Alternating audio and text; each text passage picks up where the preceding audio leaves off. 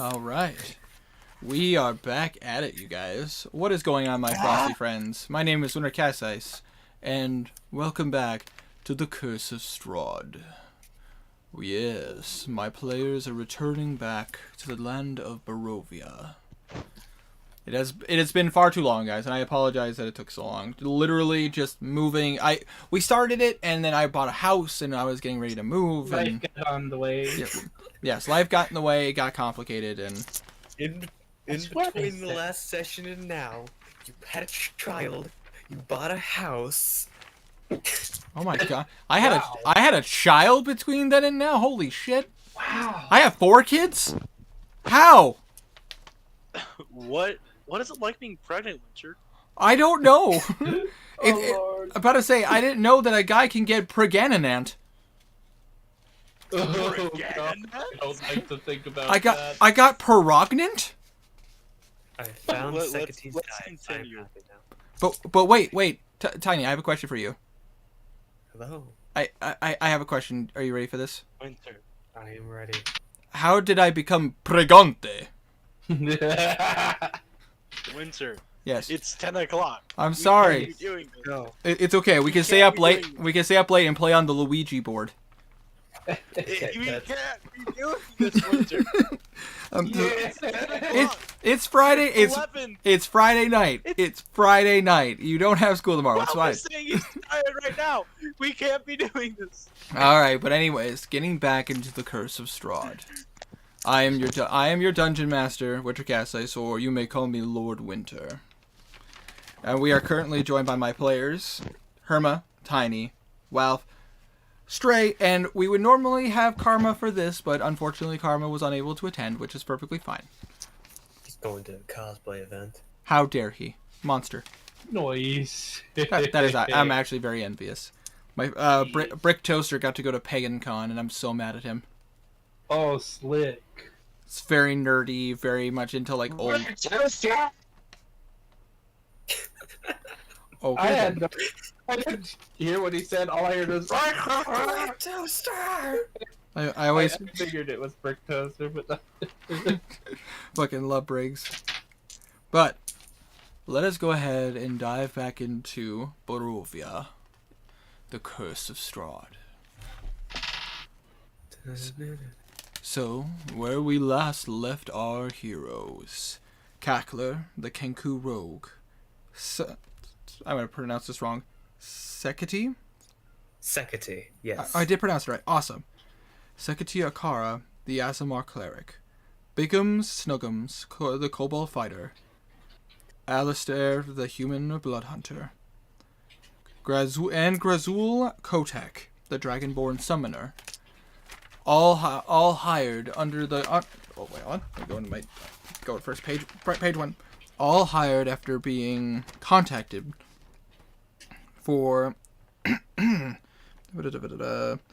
Sword Coast has been plagued with disappearances and werewolf attacks. The Harpers had been looking for adventurers, you guys, to be willing to assist in aid of eliminating these dangerous creatures known as werewolves that have been causing problems. You got to Daggerford, in which you met with a man named Zelron, who, given the permission from the Duchess Marwyn, you were told to go hunt a pack that had been spotted in the area recently. Apparently disappearances had been happening for quite some time. Going into this, you had found footprints and various things until you found a shack along the road. Going to the shack, you found a child chained to the floor. The child was telling you all to leave, telling you that he was scared. And as you went to free him, that is when the transformation started, and he had turned. And that is when you realized that this child was a werewolf.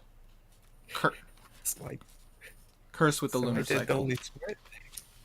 So I did the only smart thing and cast... was it? Inflict wounds Believe so. on the child. But upon doing this, you were trying to bring the child back to town where you had met with the Harper. back to Daggerford. But as you made walking along the trail, the road became foggier and foggier until you couldn't see the road anymore.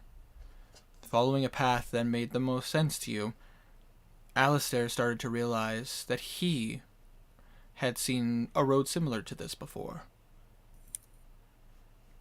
Following its trails until you got to a large gate, in which a sign on the gate, on this giant stone gate, stood saying Barovia.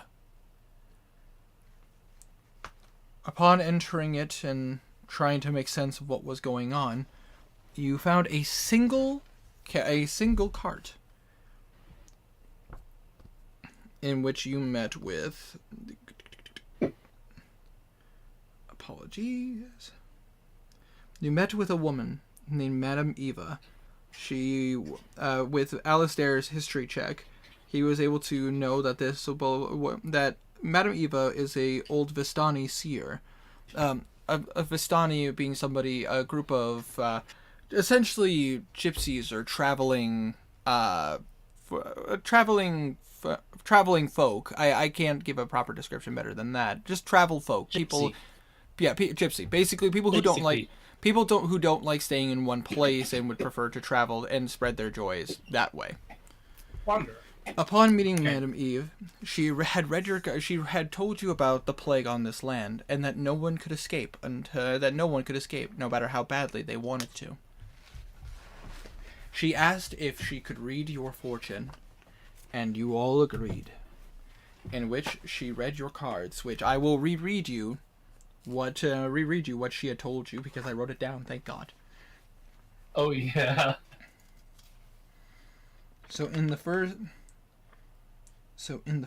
one, for that. Alright, hold on. I gotta. Well. I apologize. I have to. Everything is set up in a specific way. That's why I don't like the book version of this.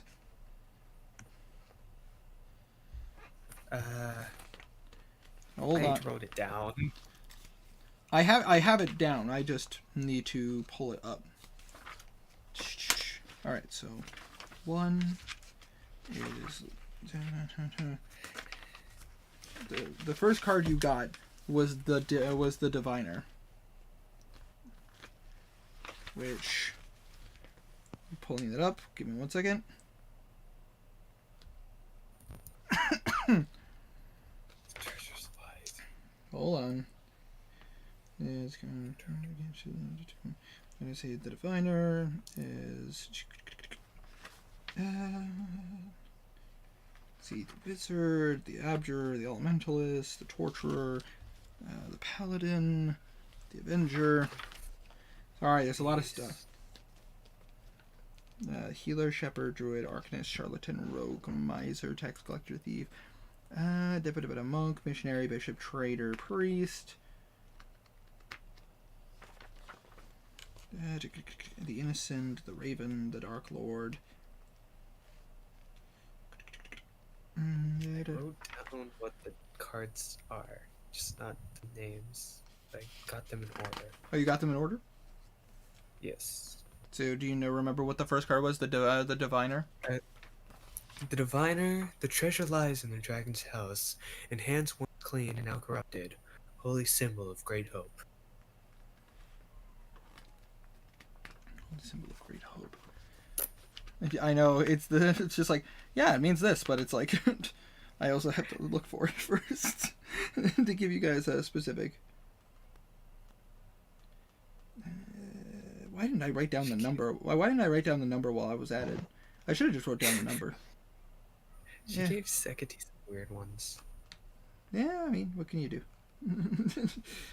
This is the one part that's not planned. Like, of all of this campaign, like, it changes. Like, you can't play Curse of Strahd the exact same way twice if you play it by the rules. It's like, it is literally designed to fuck you.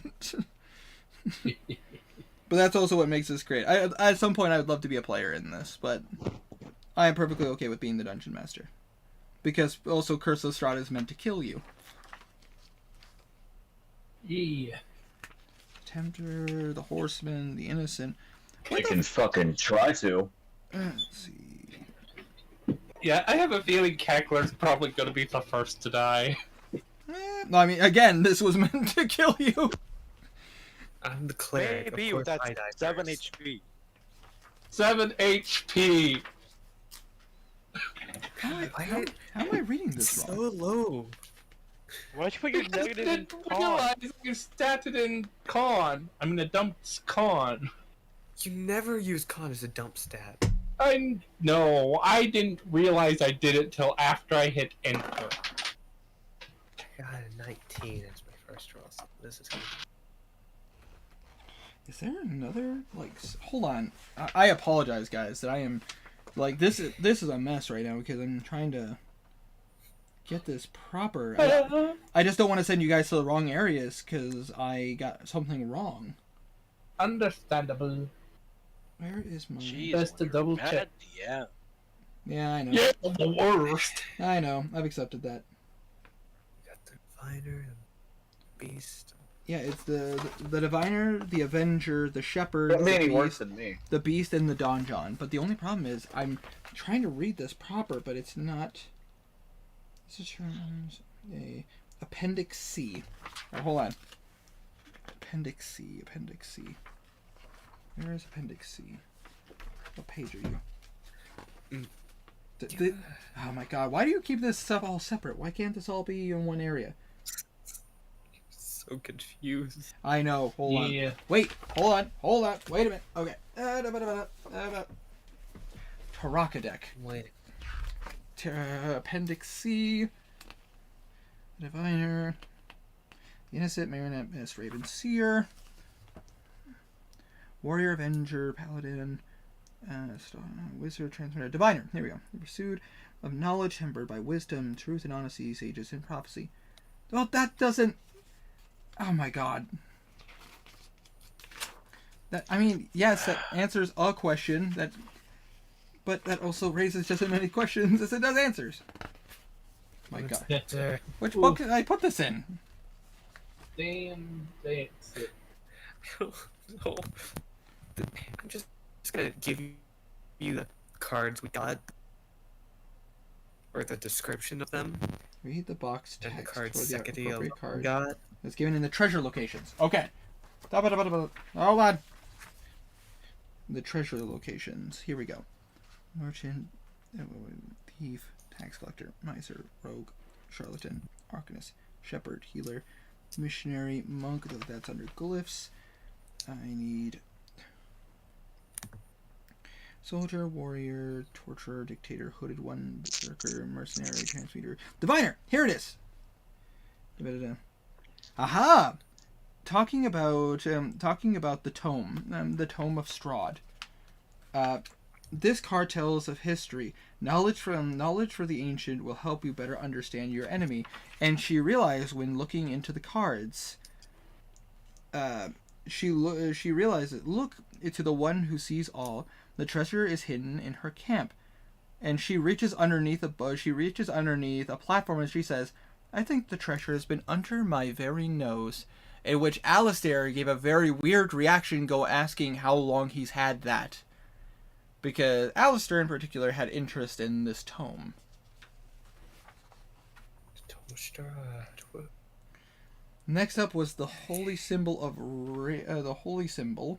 This card tells of a powerful force for good and protection. A holy symbol of great hope, which is under the Avenger, which...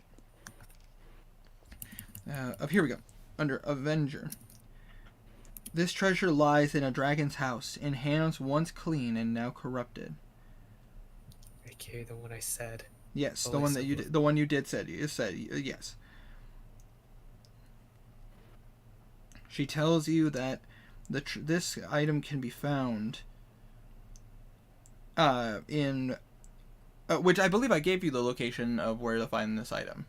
She says that you could find it in Argenvost Holt.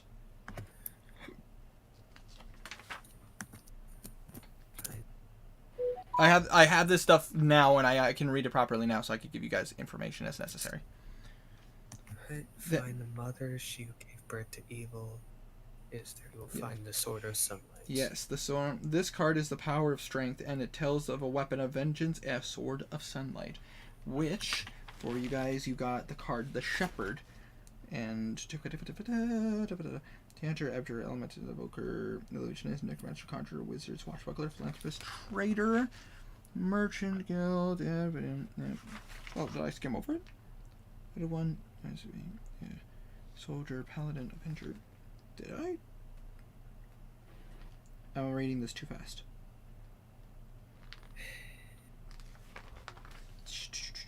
Here we go. Shepherd. Find the mother, she who gave birth to evil.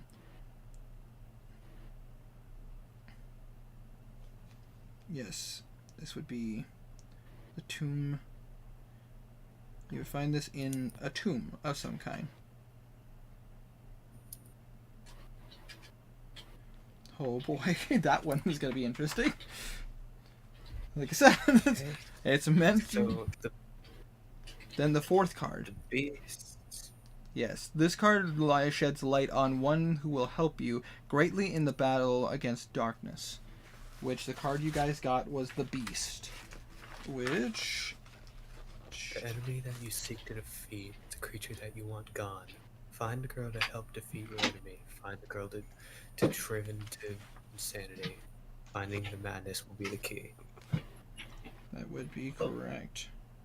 Let's see, Evoker.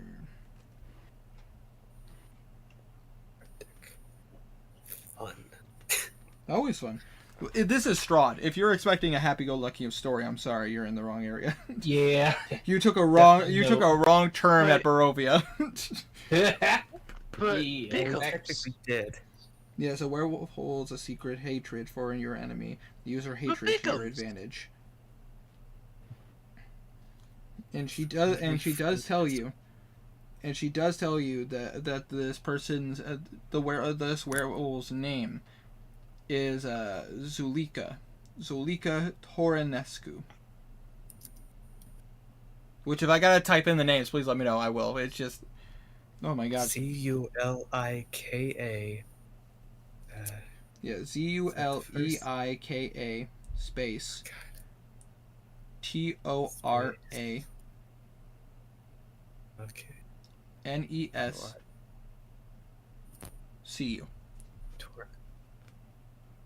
Toranescu. Alright. Yeah. And then last but not least, the last card that she drew for you was talking of your enemy is a creature of darkness whose powers are beyond mortality. This card will lead you to him, which you guys got the Donjon.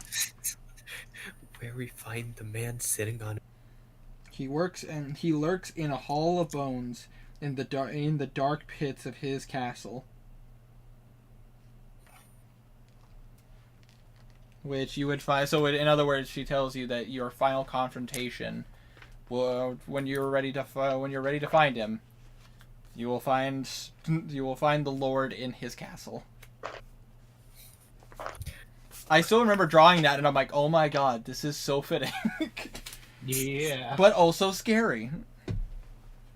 What is the point of this Terra deck if this Taraka deck explainer, if it doesn't give me the actual like descriptions? Who knows? But Weird. But as you looked at her and she gave you this fortune, she offered to take the child from you and watch over her, him, they I'm pretty Watch- sure it was him. watched over him. I'm gonna say him for now. I might be wrong. I'll correct myself later. But they would watch over him while you all went off on your adventure, because Madame Eva did warn you that there is no going back until Barovia. Until there is a change in Barovia. So you guys basically stayed close to Madame Eva and started making your way to town, which you were informed that there was a town nearby. Sekati made sure to ask her alone for a fortune, and she sure got one. Indeed, she Here. did. She got one. Oh my gosh. Okay, here we go. You guys went past the old Zavallich Road into the gates of Barovia. Which, by the way, as you guys were coming in through that, I do remember you guys did find some corpses. Yeah, I And forgot we about heard that. some howling. Yep, as you were going through the Zavallich woods.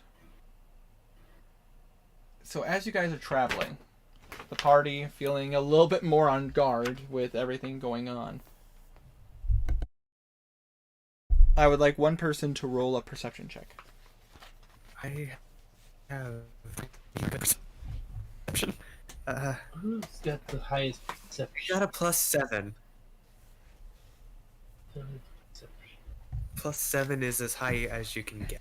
I'm a roll perception. 5. Is it 5 plus 3? That's I 3. I got a 26. Nice. Yeah, I'm not even gonna try that. Alright, hold on 1 second as I pull this open. Because you guys are currently on the road to... Alright. Let me just roll for this real fast. It is still... It's getting kind of late in the day, but it's still... The sun is still... The quote-unquote sun is still out. Though it's incredibly dark. Well, very cloudy. Let me just... I need to pull this up real fast. I need to roll a d20 for this.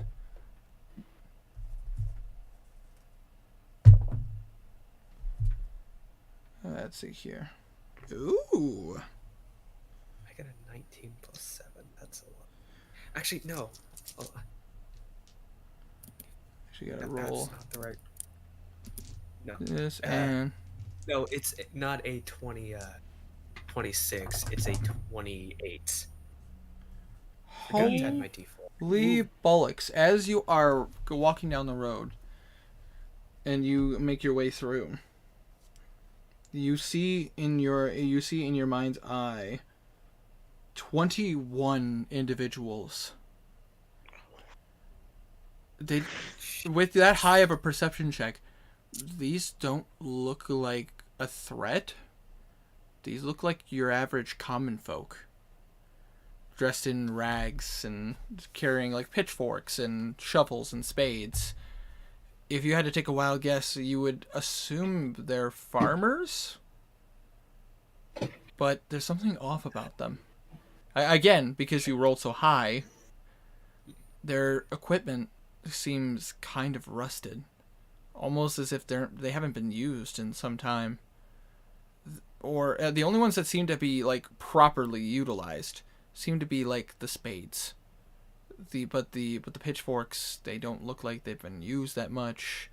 The rust is very evident. The shovels look like they've had some use, but again, they also look kind of in disrepair. These folks look ragged, and the biggest thing to point out, their skin. You would expect, people who work so hard, so diligently, they would have calloused skin. They would look like very healthy people, considering the fact that they have to be working all the time, and they obviously must do well for themselves. Their skin is so pale. They look like they haven't seen the sun in so long. You can see gray spots and even a little bit of like purple, like as if their bodies are sore, like someone hurt them. They look down, and with us again, as high as a perception check as you got, you can even see dark rings around their eyes. Some of them look like they haven't slept in days.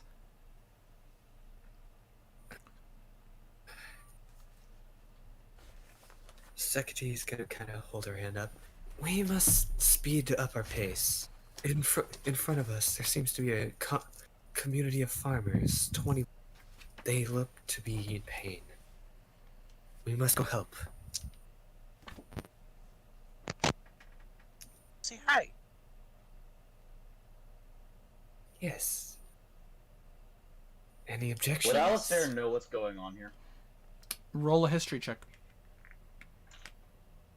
Straight history? Straight history.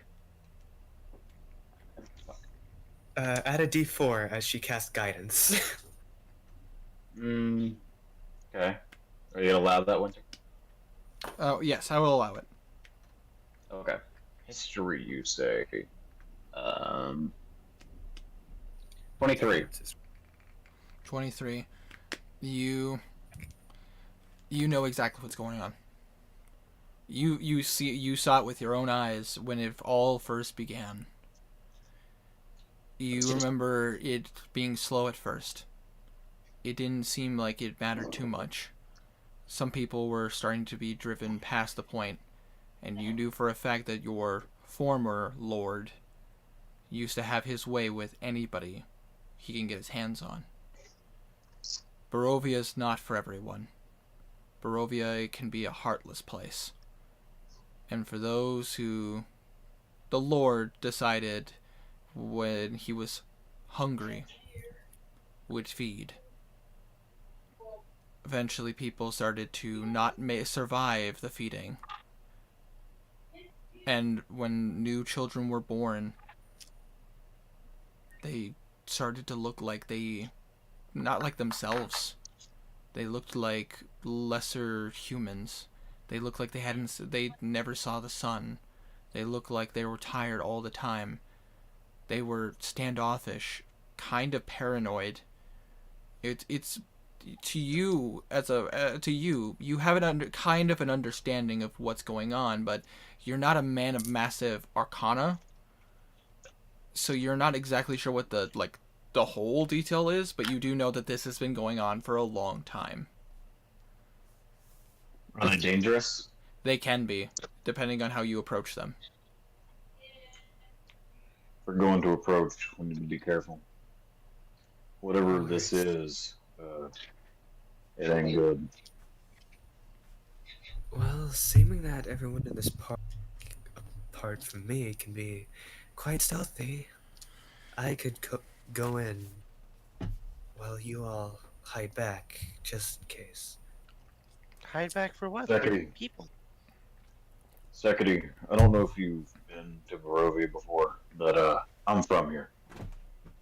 Trust people that are from. You got lucky with me. You won't get lucky again. Trust me. Well, I can't hide. Everyone else can hide. You can come with me.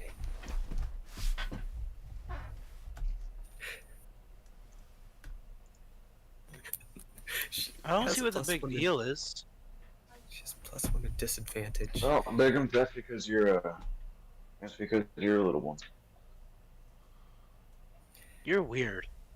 Okay, let's go see Hyde. You're weirder. Secondly, Cast and I will light. go alone. Is that good?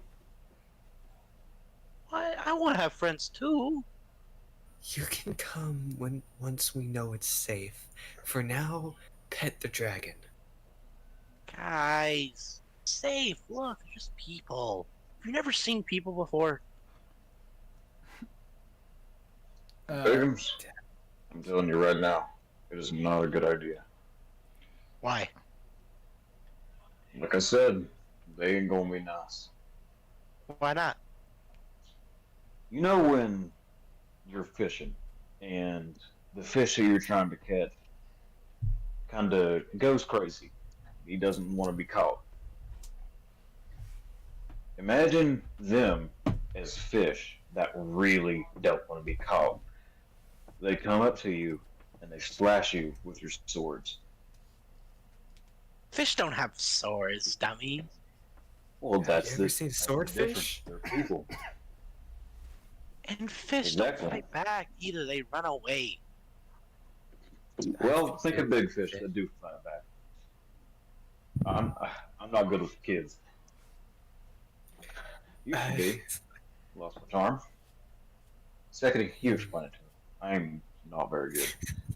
Sekity's gonna get on her knee, getting to Bigum's height. Have you ever heard of a shark before? Yeah, James told me all about them. Sharks like to bite you. Think of these people as sharks. Actually, They- Gramps said they were big old bitches. He punched one in the nose and it ran away. Well, they are. If I hit one with my mace, it'll probably run away. But Exactly. I still don't want you getting into the fight. If you got into the fight, then we might have to hurt them more than we should. What fight? You guys are weird. You make no sense. Oh, thank Dickens. you. I'll tell you what.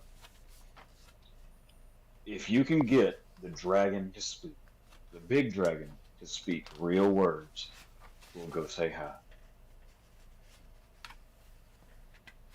Okay, I'm gonna go speak to the dragon in Draconic.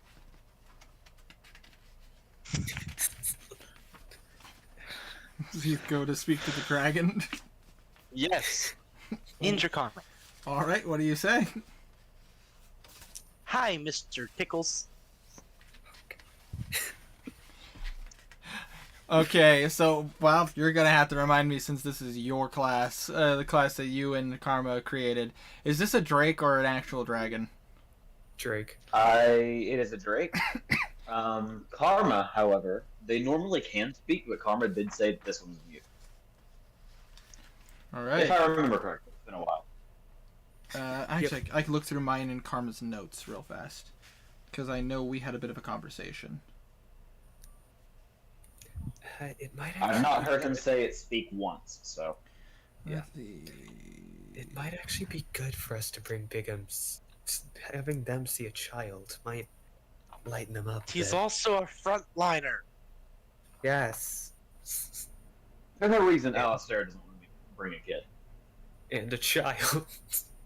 He's not a No. child. He's an adult. An adult kobold. He's a child. So He's baby. an adult. He is 6 years old. He- He's 6. They can live to 120. and he's an adult. All right, I'm not seeing anything talking about it, so as far as I know, I will have to take your word if he can't speak. That he can speak. Oh, he I can. I'm fairly certain. Yes, minions can indeed speak. He As looks. far as, however, I do believe Karma said that it doesn't. I don't Hold on. remember. You could ask him. He's probably still awake. He's currently busy driving to a convention. He doesn't drive. He doesn't drive. He's in Riding. the car. Also, he's idle. Idle just means another word for not here. Meaning you can get him here. If you say he is mute, then he is mute, and I can't. I won't challenge because I don't know because Karma's not here.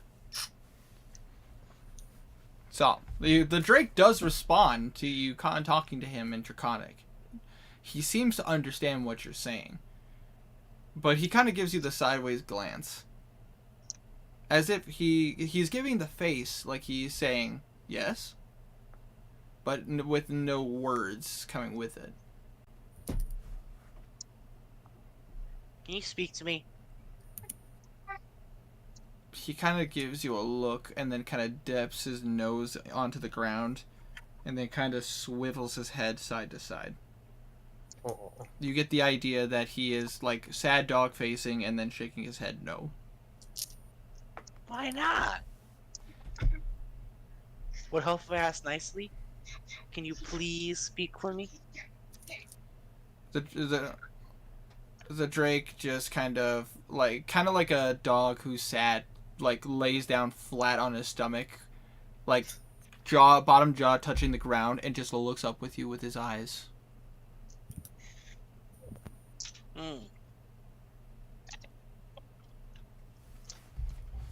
But I say, Bigums, I'd like you to roll me an insight check.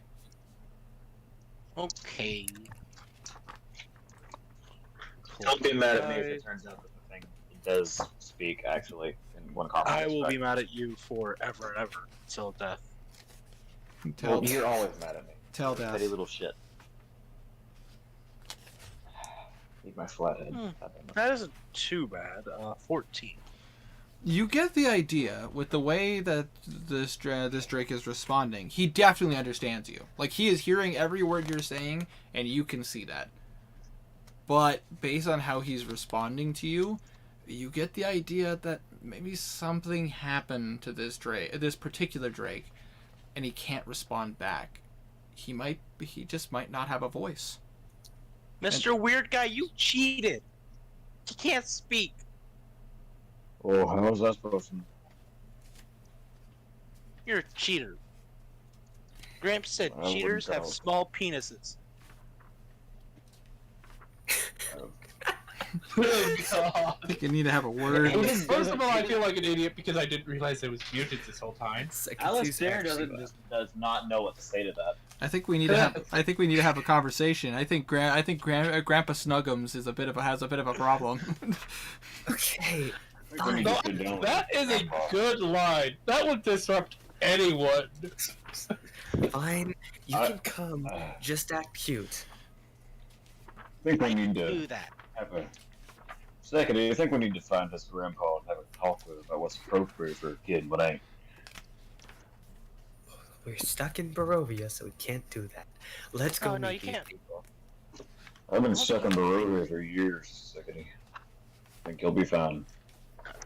I don't think you can find him. He is in the big lake in the sky. Big sea in the sky. Hey, big sea. I'm a cleric. You- I can do that. You mean he's dead? That was messed up. I'm sorry. I'm laughing at what Tiny said. I'm a cleric. I can do I that. can do that. Just what? He's over there. He's over there fishing and drinking good wine and having lots of bitches. Cackle. Whatever has to Cackling stick hard. I feel like Cackler's just having a good time right now. Yeah. He's just laughing like, After life. I think you mean he's cackling. yeah, same. Nice. Depending on what god he Yuck, worshipped, yuck, yuck, that's yuck. probably correct. Now, Security's gonna cast light on your shield. Let's go meet these people. God. Yeah, Here, agreed. I'll lead. I trust myself more than either of you. That okay? Yeah. Thank you. Come on, Biggums. I'll get you an ice cream when we come back. How's that? Would Pickums know what an ice cream is? Your Biggums would know because of the fact that based on our conversation, Biggums may not be from like a city, but he's from a town. He knows what ice cream is. Okay. You, you never looked at me and said that Biggums was like somebody who like an outcast or anything like that. He was a country bumpkin. He walked the lonesome road. So, a wild rover's what he was. Yeah. Sit here. Look, you be quiet. Biggums, would you like to ride on my shoulders while going? Can I? Yes. Yay! He runs and jumps. Sickety. Which one of us is doing the talking? I'm not doing the talking. I'm carrying the bait. Me! I can talk. Guess I'll be doing the talking then. All right, so Sorry, little buddy, if your job is to sit there and look you. How's that? Well, But I we'll want. get you an ice cream. Mm. You'll get an ice cream if you do it well. This is debauchery. It's a big word for a little fellow like you. I don't know what it means. so for what I understand, Close enough. Alistair, Seketi, and Biggums are walking up. Is Cackler and oh gosh, his name's he's got a dragonborn name. Azul. Grazul, thank you. Grazul. Sorry. Grayzul, sorry. He has a dragonborn name, and dragonborn names are hard to memorize. Racist. Oh, I'm sorry. if you look at the book, their names are hard to pronounce. Same with Goliaths. Goliath names are also very difficult to pronounce. Yeah, I can vouch for Ron that. doesn't seem that I hard. still am not sure how to pronounce mine. Yeah, Horace doesn't seem that hard either. Well, I'm not preaching to God to solve my problems. Yeah. Okay. But Let's- you three are moving forward. Cackler and Grazul are staying behind. Yeah. Cackler, hide. You're a rogue. Yeah. Right, I'll roll. Just Sorry. You know what? I'll use the bot. Good job, Nice. Avery. Shit. So what'd you get? Natural 20. Oh, he's just the Cackler is just the Homer Simpson meme. He leans into a bush and he's just gone. You guys once believed you knew Kenku at some point, but you're not sure where he went. Yeah, Okay, vanishes from that's right. infinity. He hid so well you forgot he Plus existed. 5 to stealth. Cool. So 25. So yeah, he is well hidden. So you guys are not. You guys are staying stealth. Staying. Are you guys just walking up very cautiously? Or are you just kind of man on a mission, walking towards them, or? Alistair is walking very friendly towards them, strolling at a leisurely pace. All right. Cackler is sticking to the shadows like glue. Bigums is humming a sailor song to himself. My shield is glowing like the sun. Someday the weathermen come bring you sugar and tea and. Oh, I Howdy, haven't heard fellas. that song in a long time. Sorry. As soon as you were like, yeah, so he's humming a. He was like humming a sailor song. It's just like that's the first one that came to mind. That and Way Up She Rises. Howdy, But boys. oh, who are you? As they kind of turn one of them turns their pitchfork towards you. Whoa. Careful there. I'm just looking for some shelter for me and my wife and kid. We don't see a lot of strangers coming into these parts. Yeah, well, Are you strangers to Barovia? sadly, no. Born and raised just like you. Born and raised. Is that what you call our lives? Raised? You know what I mean. I was putting it lightly. Roll a persuasion check with advantage because of your connection with Barovia. Where the fuck did I put my dice? Oh, right. Yeah. Well, I don't know. I'm not there. Persuasion. Oh, I forgot my charisma was shit. That's an 8. With advantage? Oh, right, advantage. Why are you Yeah, that's a doing the 9. talking? I have a +2. You asked! Or you said you I didn't want didn't to. I didn't know if you were asking me to. They look at you. Those are some mighty dangerous looking weapons you got on your side. They're just being travelers. Could you repeat that? My headphones about to die and they were being shitty. It's all good. About to say, they look at you and they go, those are some mighty sharp weapons you got there for being travelers. You sure you know brigands? Some street thieves? I promise you. I only got these weapons here to protect my wife and kid. You ain't gotta worry about no trouble from us. Sekti kind of pulls up her mace. We use these for werewolf hunting. That's it. Ooh, at the mention of that, you hear a couple of oohs, a couple of ahs, and a lot of like, oh man, those guys are werewolf hunters. I don't know.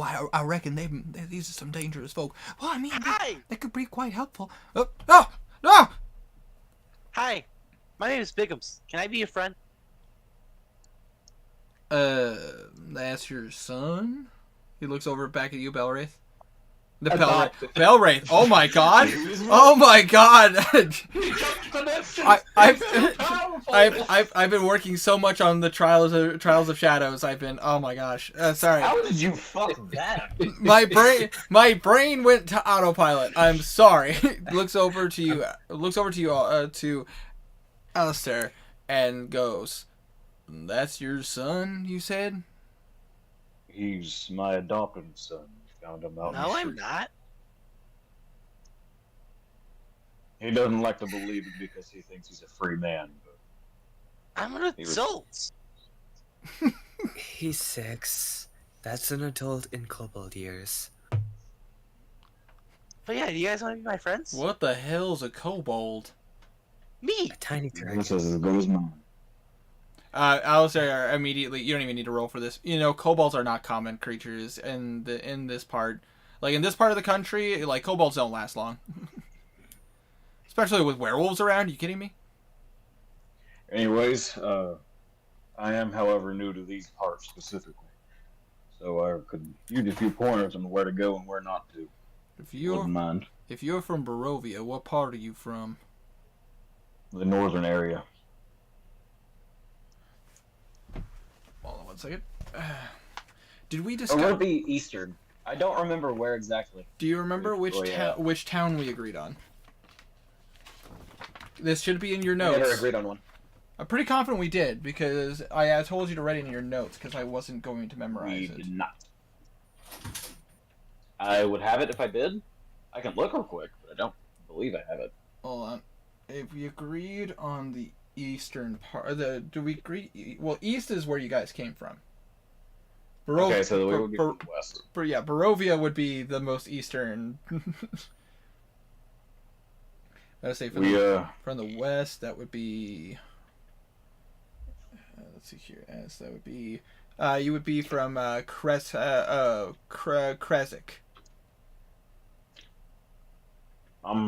We're all from Crescent, down real west of here. Where's Crescent?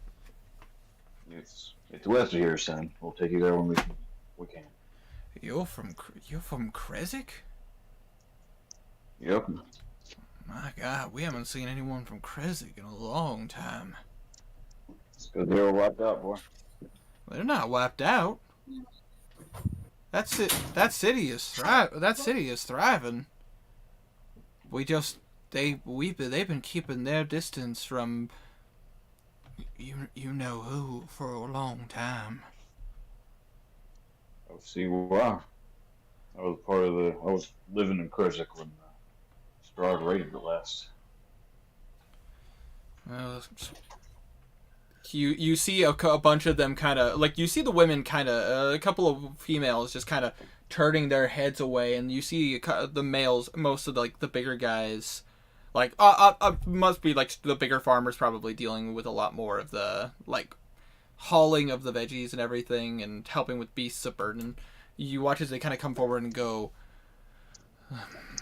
well, we both, if you're around here, I don't think I need to talk to you about Lord Strahd. Yeah. That motherfucker ain't no lord. He came here and he stole. He doesn't deserve what he's got. He's a lord, all right, and he did earn his title. And the only problem is how much he's abused his position. That's a whole another story. Well, from my point of view, he don't matter. We don't matter. Life don't matter. We're going to get him. Wait. What? You see them kind of look around. You hear a couple of hushed tones. Let me get this straight. You're here to kill Strahd? I didn't say I was here to kill anyone. I'm just saying what the truth is. It's just implied. Who's His Strahd? life ain't worth more than anyone's. Certainly not with his vampiric side. You just see some shifting eyes and everything. Roll. I want Sexty, Bigums, and I want Alistair to roll persuasion checks. Okay, Alright. I'm Ooh! 17. Alright, so we got 17, 18. 18, and Bigums. Natural one. Alright. Well, fortunately, this was a group check, and even though in that one is a failure, two successes. Bigums gets no friends. He's just Bigums, you are still on the concept of your thought process is these guys look thin. There must not be a lot of good fishing spots around here.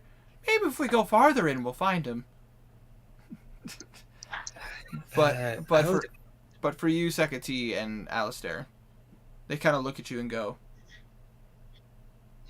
"Is this your whole party?" no.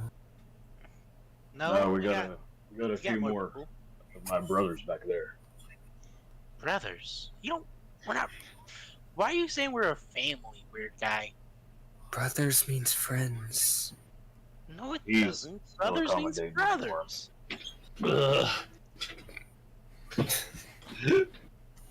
Buenos Brothers is family. You We're not guys, family. you guys just watch as this giant raven grabs Biggums and flies away. I'm just kidding. I'm just kidding. That's whatever. Get That's Like Elfo from Disenchanted. Fucking- Hunter, I have guiding bolt. It would get shut down instantly. I know. I'm just kidding. It's just the way. I just imagine while this is all going on, all of a sudden, just all you hear is, "Ah!" and just, it just becomes like, "Ah!" I can see that happening. Yeah, Winter. Yes. I'd like to roll a perception or medicine check to see if there's anyone who's looking especially wounded. All right. Roll a perception check. Perception check first. Do you guys have fishing spots around here? Oh, I got a 20. 20. You do notice there are a couple of guys who seem to have a little bit of a light cough. You do see one that does have a bit of a wound on his side. Probably an accident, doing some farming and everything. It doesn't look like it's life-threatening, but definitely look like it's uncomfortable. I'm gonna just go to him as the big guy's talking to Alistair, or Biggums. As you're doing that for Biggums, you watch as the farmer looks at you and goes, "Well, unfortunately, son, around here, there ain't a lot of good fishing spots. Any ponds and lake or small lakes we had in the area, unfortunately, dried up." What? You're The gonna worst vacation ever. if you're gonna want more, if you want a good fishing spot here in Barovia, you're gonna find it. You're gonna find it north. You're gonna find it northwards, and you're gonna find it more towards. There's a nice lake over by Kresik. There is a couple of. There is a pond, a pool, farther closer towards. Again, you see him lean in. You see him lean in. You'll find one a little bit closer towards Ravenloft. He gives you a he gives you a stare. He gives you a stare, Alistair. But I don't recommend you go over there. Why? The Lord doesn't like having too many people near his property. But we're just fishing. Don't do this. Don't do this, son.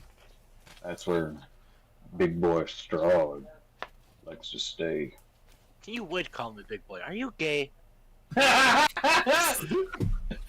Actually, that I gotta roll something. Son, I'm married to your mother. She's And not he my puts mother. He puts his arm around Steckity. Just looks up at Biggums and just goes, "Your mom." What do you? You But- really are a weird man. But Sekti, as you walk up to walk into these individuals, you see they give you a little bit of a berth. Yeah. After speaking with you and noticing like you guys aren't outwardly dangerous, they seem to have calmed down a little bit. There's still like a feeling of distrust. I Okay. forgot Steckity still wasn't there. She was walking away. She looks at the wounds on this guy. It seems that wounds Max! Fucking shithead. It looks uncomfortable.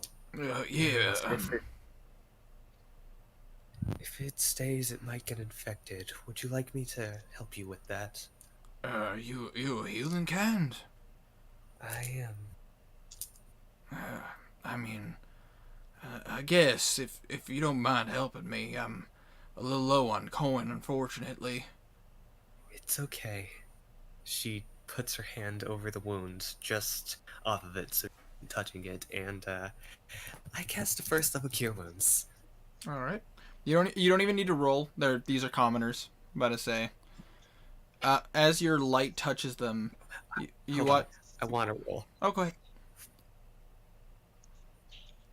I would yeah, no, 28 plus 5 plus 3. 11. He could be dead, and you would have brought him back from death. Damn, you good. Commoners only have 8 hit points at max. And That's one more than me. Literally Lower than a commoner.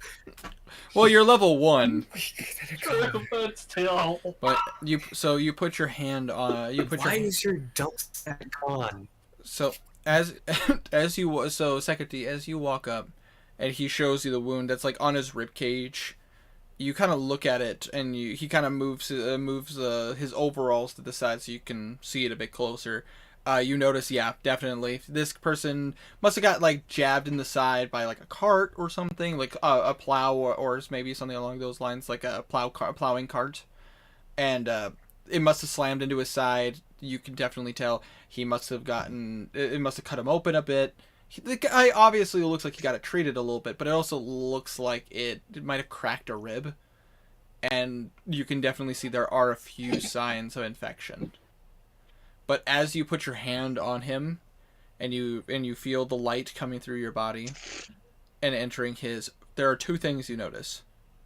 1, the wound does heal up. You kind of hear him go, oh, and you can feel how you basically mended the bone. It didn't look like, it wasn't like a full-on fracture or a break. It was just kind of he probably just really badly hurt one of his ribs, and you basically just mended where the damage was.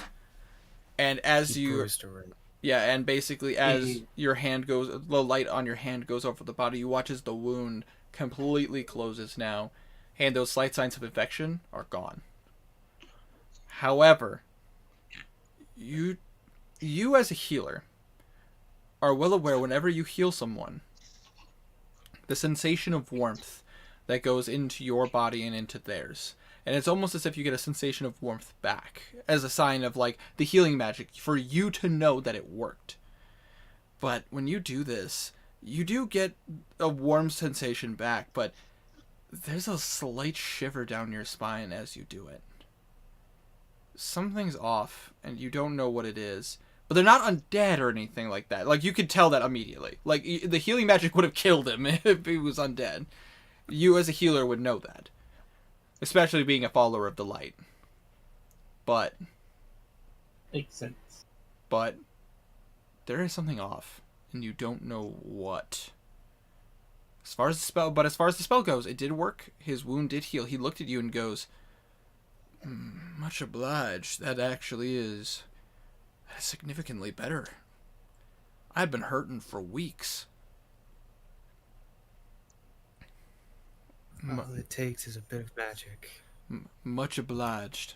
As he gives you a nod and if there's anything we can do to help you. Thank you. He kind of turns to the rest of the group, and the rest of the group kind of at this point, now that healing has gotten involved, and you helped one of their own, and you don't seem to be asking for anything in return. They just kind of look at each other and just go, we're not really accustomed to strangers, but we're heading back into Barovia for the night before continuing our work. It ain't safe out here in night, so why don't you go ahead and come with us? There's an inn in Barovia. They hadn't seen some business in some time, so maybe some new blood will do the town some good. Hopefully.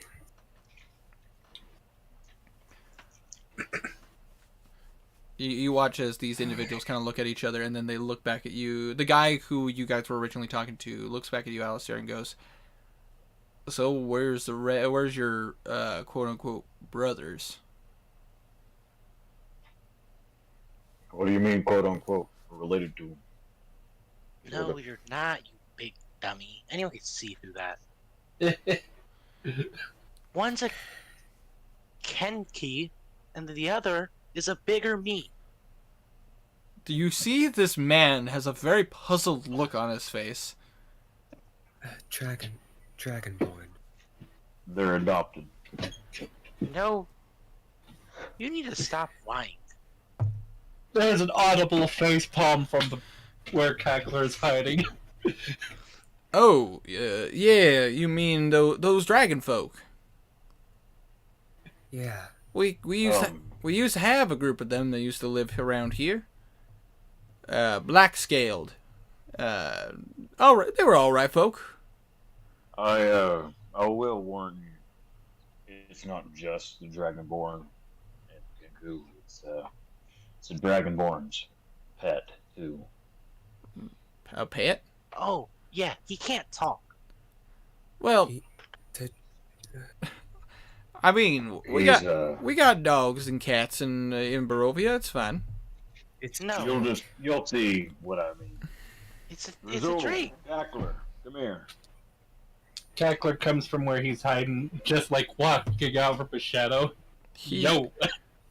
You see, this guy looks at you. He rolled a pretty high on his check, and he's like, "Oh yeah, you're one of them bird folk. A Tengu?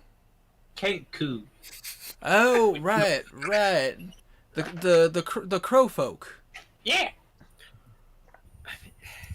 You were kind of close. Tengu is a type of bird. No, that's a demon.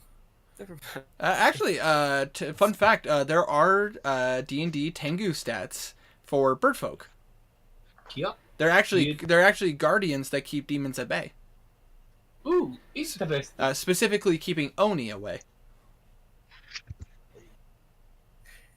But you're not necessarily wrong either. Anyways. Either, Tiny. Better say they. Sorry, the different group. Love Edo Japan culture and everything. Anyways, moving on. I don't know. Funny though. It's funny seeing any bird folk any here that don't turn human. Really? Yeah, farther into the lands of Barovia, we got some what are they called? Were ravens. I think that's what they're called. Part of the Lacan family. That's very interesting. What does they come? I have ran into a rare shark. Oh god. They look at you terrified. What? Whoa. A rare shark. Side Would note. Cackler know what a shark was? You could roll a nature check. Sure. 11. Where sharks are an actual thing. Yes, I know they are, and they're fucking terrifying. Nature. Plus 1. So 12. 12. You have spent some time along the Sword Coast. You haven't gone out into the water and found them or anything like that. But you do know what sharks are. Very large fish, very bulky, kind of intimidating. They're one of those fish that if you saw one, you'd want to swim the other way. Yeah. Cackler's feathers get ruffled. Whoa! That sounds horrifying! I don't know what a were shark is, but goddamn, son, I don't fucking want to know. Oh, careful with the Werewolf with language. more teeth. God, that would Careful be with the horrifying. language. What? Have you not heard how much I've been cursing? Weird man.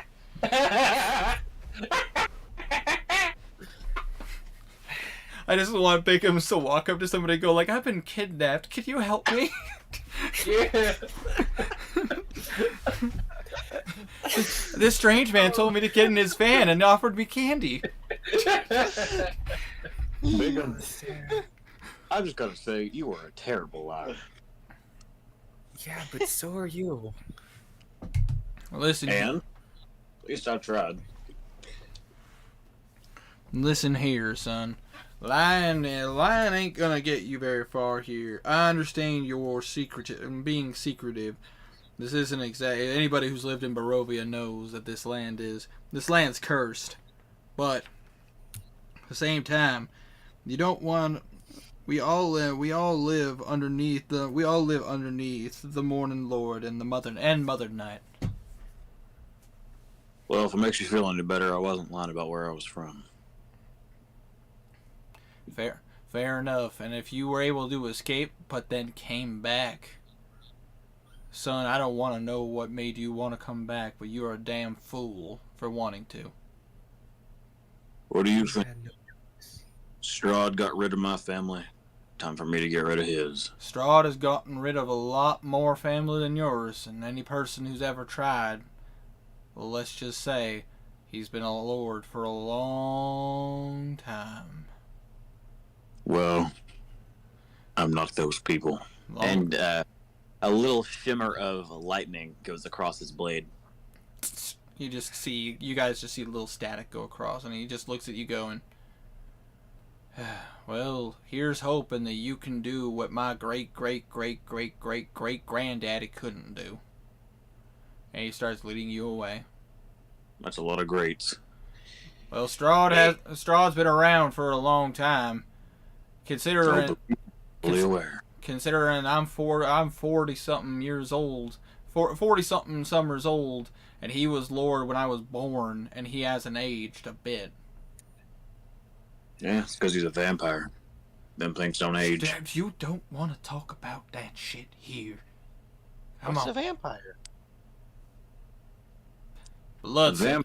Bloodsuckers. A vampire is someone that drinks blood for their own sustenance. You ever seen one? You run away. You're talking about leeches. They're like a leech, but look like a person. Basically. What kind of Where leeches? Oh my god! Just start Close walking enough. in the direction that's Do you guys follow along with the Barovians? Yes.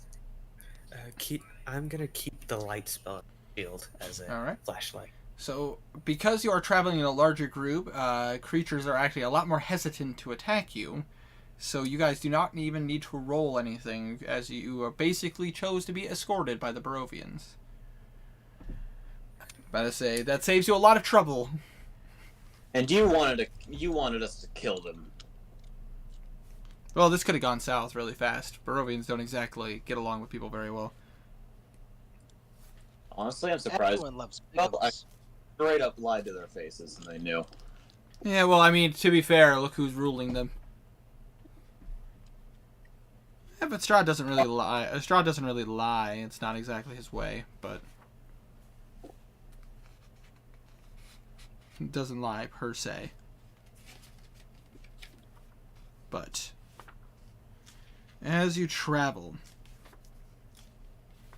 hold on a sec. I gotta pull this up. This is very specific notes. Apologies. The counters.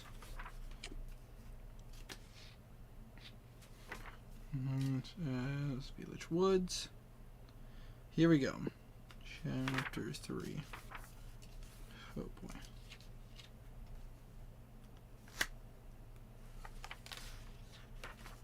Here we go. So as you guys walk, as you guys are being escorted, you come to the city walls of Barovia. Being escorted, you watch as the farmers kind of break off a little bit, piece by piece, little by little. But as you get to Barovia, we lost a Tiny. There he is.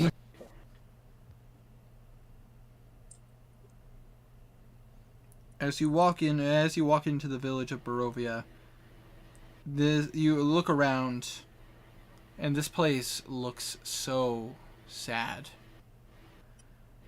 Every time you look around, you see residents just scurrying along the roads, trying to hide back into their homes. But as you are kind of walking, and you start to see the moon starting to rise, you notice that the light doesn't exactly shine very bright in Barovia. As Alistair, you look up and you see a very familiar, disturbing and haunting sight. As for the first time in a very long time, you see the familiar sight of Castle Ravenloft off in the distance. If anyone would like to roll an insight check on Alistair, they can. Yeah, sure. Cackler's not very good at insight. Okay. But I don't think he is. Let me check what his insight is. Intimidation, investigation. +3. How good's my roll? Very good. So that's a 12. There's my dice. Okay. My dice are not having a good time. That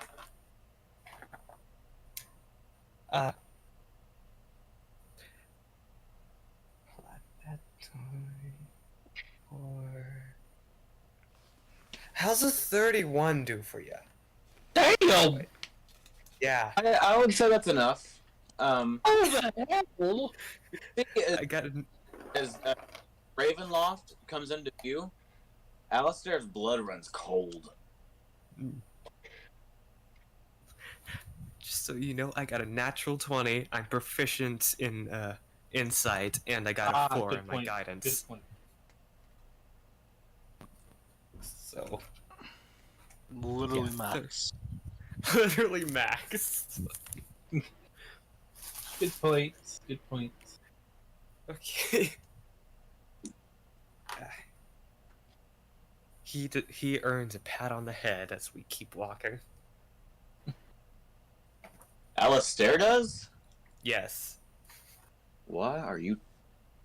Please don't touch me. Oh my... Weird. I can tell the sight of that castle makes your blood run cold. You need something to calm you. Maybe some ale. I don't drink, but... Wow. You liar, you cheater. Karma said the drink can speak.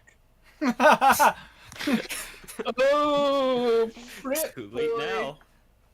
We took Bigums anyway, so it's fine. Yeah. Little did anybody know that the Drake was choking at the time, and that's why he couldn't speak. It can speak, but it just doesn't. It chose not to. Not to Bigums. He's beneath him. That's actually what he said. In fairness, actually make a lot... I mean, I mean, kobolds don't exactly control drakes very often. It takes a lot of convincing or a lot of chains. Hey, do you remember Cobalt Hall? I'm aware. I remember. That was my first D&D start. That was my start to my D&D adventure.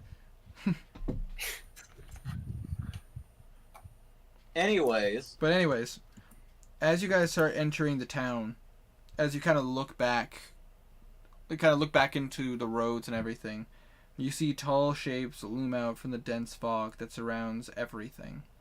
You can't really see. All you see on the roads and the woods or anything past the town's entrance now is nothing but fog. As you walk into the town, the muddy ground underfoot gives way to a slick, wet cobblestone. The tall shapes are becoming more recognizable as you look around and see village dwellings. The windows of each house stare out from pools of blackness. No sound cuts the silence except for the mournful sobbing that echoes through the streets from a distance.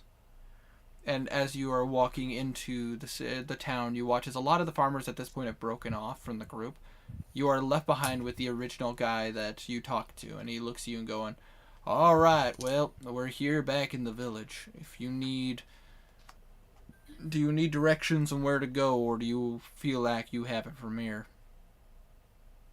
Secondly, I have no clue where we're going, but I'll sure find a way. Same This here. is the first time any of us have been here, sir. But Yeah. before you go anywhere, a little friendly warning. Especially with the moon out now. The Lord is not very far from here, and he does tend to visit at night. Go out of this Alright. I doubt he'd like that. He gives you all a serious look, but looks over to you, Alistair. Apparently there is someone he's been visiting constantly lately. And it's a rough go. Just make sure you be careful. I'll keep me and my party out of trouble. Thank you. Thank you. And if you're looking for a place to stay, he points you up the road Hold on 1 second. I gotta go to the entrance of town. Da-ba-da. You would be if you go north from here. Sorry, not north from here. If you go west from here till you get to the town square, and then you go north, you'll find the Blood of the Vine Tavern. They treat their patrons all right. I get it. We tend to get drinks there. All right, thank you. Interesting. Is there an inn there as well, or where do you go? Hold on 1 second. Let me pull this up. See real fast.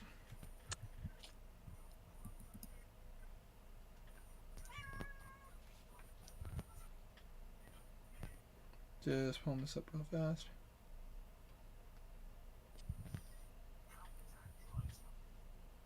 I think some rest would be good for us all. Indeed. Yeah.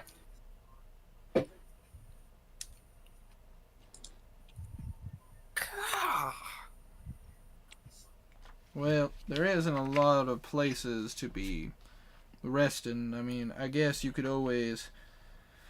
There's a couple places to rest in town. Hold on a second. I'm going to see how his opinion of these people are. Oh, yep. Well, this guy speaks his mind. you got the fucking sassy southerner.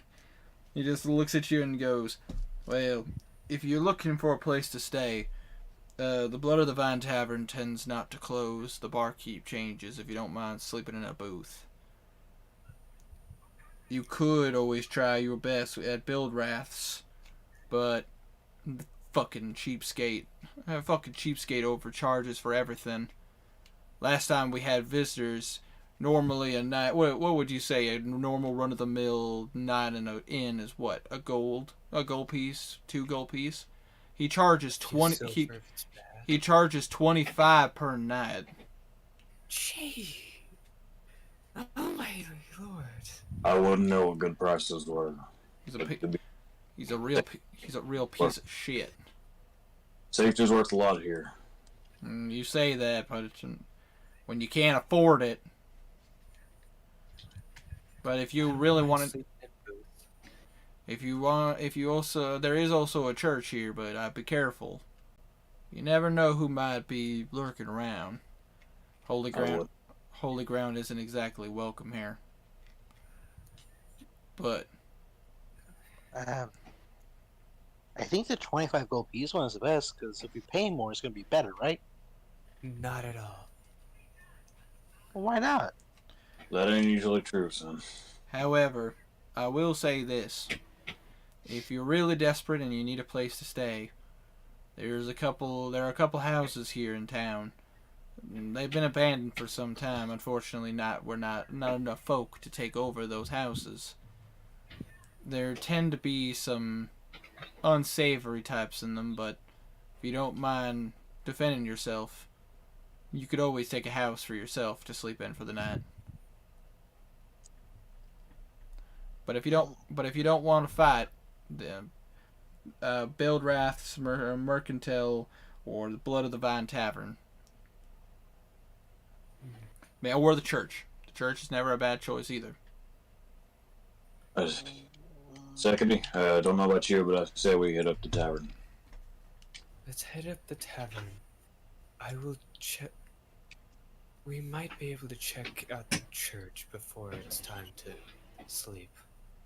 I guess I'll take little dude here, as well as Grizzle and Cackler, towards the tavern. You want to sit back and try to, I don't know, figure out what's going on over in the church? That sounds like a decent idea to me. But we shouldn't let her go alone. She won't be alone. She's got her dog. That sounds so sarcastic out of context. I'm going with her. Gramps said never leave a lady alone in the streets. That's a fair point. Here, how about this, Biggums? You and I will go with the big lady. But first, we gotta take the others down to the tavern. Get them a nice room. I'm alright with whatever. Well, You mean a nice booth? I was about to say above game. Just a reminder of what the Southerner told you, because you never asked for his name. You gotta say. Oh, how did we not do that? But I wasn't interested. yeah, that's fair. What the gentleman told you was you could go to Blood of the Vine Tavern. They don't have rooms. But if you don't, but they are open 24 hours. So if you want to sleep in a booth, if you're paying customers, they'll let you stay. You could try your luck at Buildrath's, but he rolled high, and this guy is apparently not afraid to speak his mind. Apparently, Buildrath is a swindler, and he fucking charges out the wazoo. He did comment you could go to the church, which, of course, any of you who's played D&D would know a church is never a bad place to stay. They don't really offer room, but if you're willing to, help them out, they'll help you out. I'm a cleric. Exactly, and last but not least, you were told if you were really desperate and wanted a place to stay, you could easily break into one of the abandoned houses. They're not exactly well protected, and typically, if there are creatures inside, they're very just the unsavory type that people won't miss. I'm not slitting past the roads for a cot. I'm not Badger. Well, basically he's saying by unsavory types he means like not like people, but like less than people, if you catch my drift. Okay. Still not. Vampires. So the minorities. This is a racist No, law. more like the type of people whose skin is falling off and their bones are exposed. Exactly, the minority. How many minorities do you know that their bones are on the outside? Enough to know that they're in the minority. You're right. The undead are pretty minority. Alright. We can check them all out. We can talk to that swindler to see if he will overcharge us. If he does, no money for him. Oh well. Yep. Yeah, makes sense. Okay, so me and Nice Lady go to church, then you guys go drink. I told you before, son. I don't drink. But you Well, also lie a Alistair- lot. I don't know if that was a lie. Was not a lie. I You hate did the say I was your son. I don't know. I'll trust you. Well, if you're lucky enough, you might be coming. So. I will take Bigums to the church. Alistair, you from Barovia. You can come to the church by yourself. Can you make it that far? Secondly, I don't know if you know this, but every city in Barovia ain't the same. The layout's going to be different. He also has the big me and the kinky. I meant you have backbone. That was a compliment. Oh. I'm sorry. I'm dense. Everyone has a backbone, except for jellyfish. Jellyfish are- And leeches! You're mighty fun yourself, Secondly. Thank you. Secchi's gonna look at the. Has the farmer left yet? Was that a flirting? Yes, the farmer had left you guys. Was that a what, Biggums? Was that a flirting? You trying to pick up chicks? God, Jesus Christ. Boy. this thing's turning weird. I'm gonna put Bigums back on my shoulder and start heading to the church. I'll join you about 20 minutes. See you then. All right. Come on, Cackler. Grizzle. Big All thing. right. I'm the only one with the flashlight, so have fun. All right, so you guys start making your way towards the inn. Yep. Sorry, not the inn, the tavern. Oh yeah. Sorry. So- Brain, no. So as you're Brain making hack. your way, you follow the directions that you're told, and as you kind of get farther and farther in, you do hear weeping. An audible sound of crying.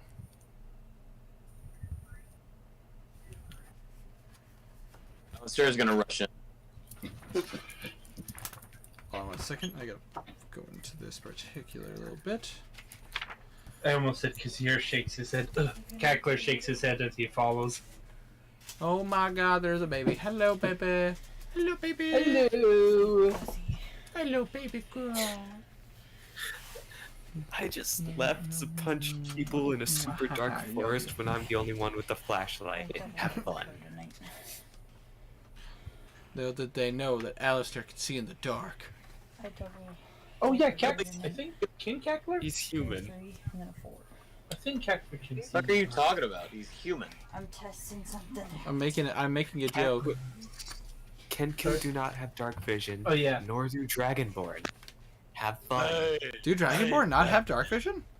No, they don't. Wow. No. They kind of seem like the race that would have dark vision. Yes. I would have. Dragonborns are surprisingly weak, dude. They get like one feature. They're really bad. It's kind of surprising, Yeah. actually. Dragonborns get like one feature that's worth mentioning, and it drops quickly. It's not a good race. Yeah, they don't have dark vision. But Just checked. as you get down to the road that you were told about, getting close to the square, the gravel road, as you get to this part of town, its tall houses as dark as tombstones. Nestled among the solemn dwellings around the square are a handful of closed-up shops, and you see the tavern that the farmer had told you about. It definitely seems like it needs some repairs, like it's been some time. Hello.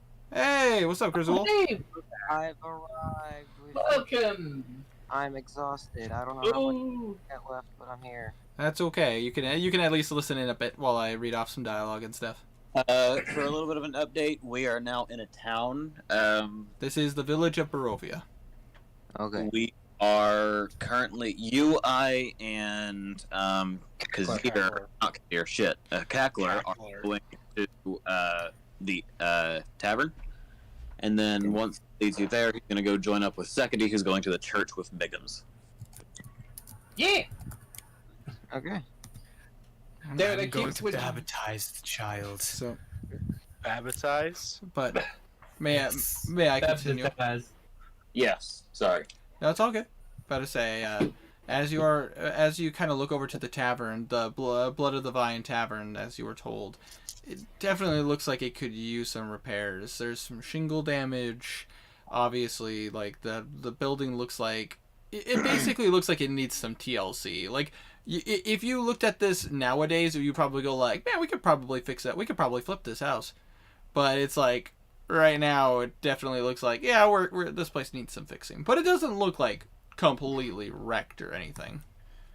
But as you are walking into the square, a soft whimpering draws your eye towards a pair of children standing in the middle of an otherwise lifeless street. Hey. Whoa, what's up? What's wrong, kiddos? You see a little boy weeping and clutching a stuffed doll. Then you see the boy is being comforted by an older looking girl.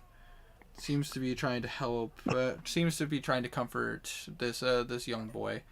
And as she turns to look at you, after shushing the boy, the girl turns to you and says, "There's a monster in our house." Where's your... You can trust me. She points to a tall brick row house that, like, towards the end of the street. It's a decent sized house from what you can see, but it definitely looks like it's in disrepair. No different than most of the houses here. It just looks like it's not necessarily been abandoned, but definitely like seen much better days. Its window. Can I hold an idle insight check real quick? Sure. Huh? Okay. 18. She is very much telling the truth. Okay. Ooh. Also, side note, RG, how's it going? It's been a long time, Broham. Oh, hey. Holy shit, how's it going? How's it going, my friend? Sorry, got my first subscriber ever in the chat.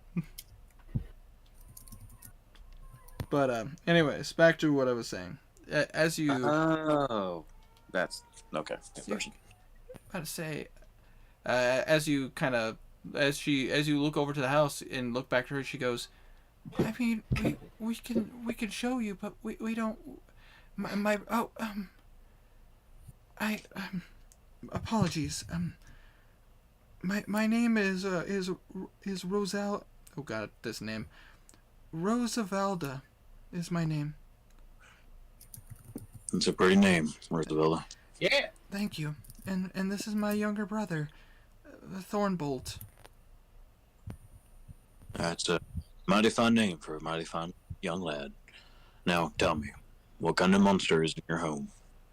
Oh, well, let's see. We don't unfortunately we don't really know what kind of what the monster looks like, but we heard terrible howling.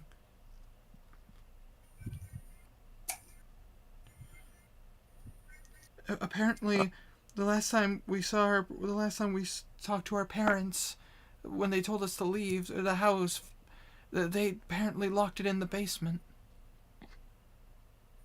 Okay, I'll tell you what. I'll be right back with the rest of my friends. We come back and we'll get your for you, okay? We'll save your parents and everything. I promise.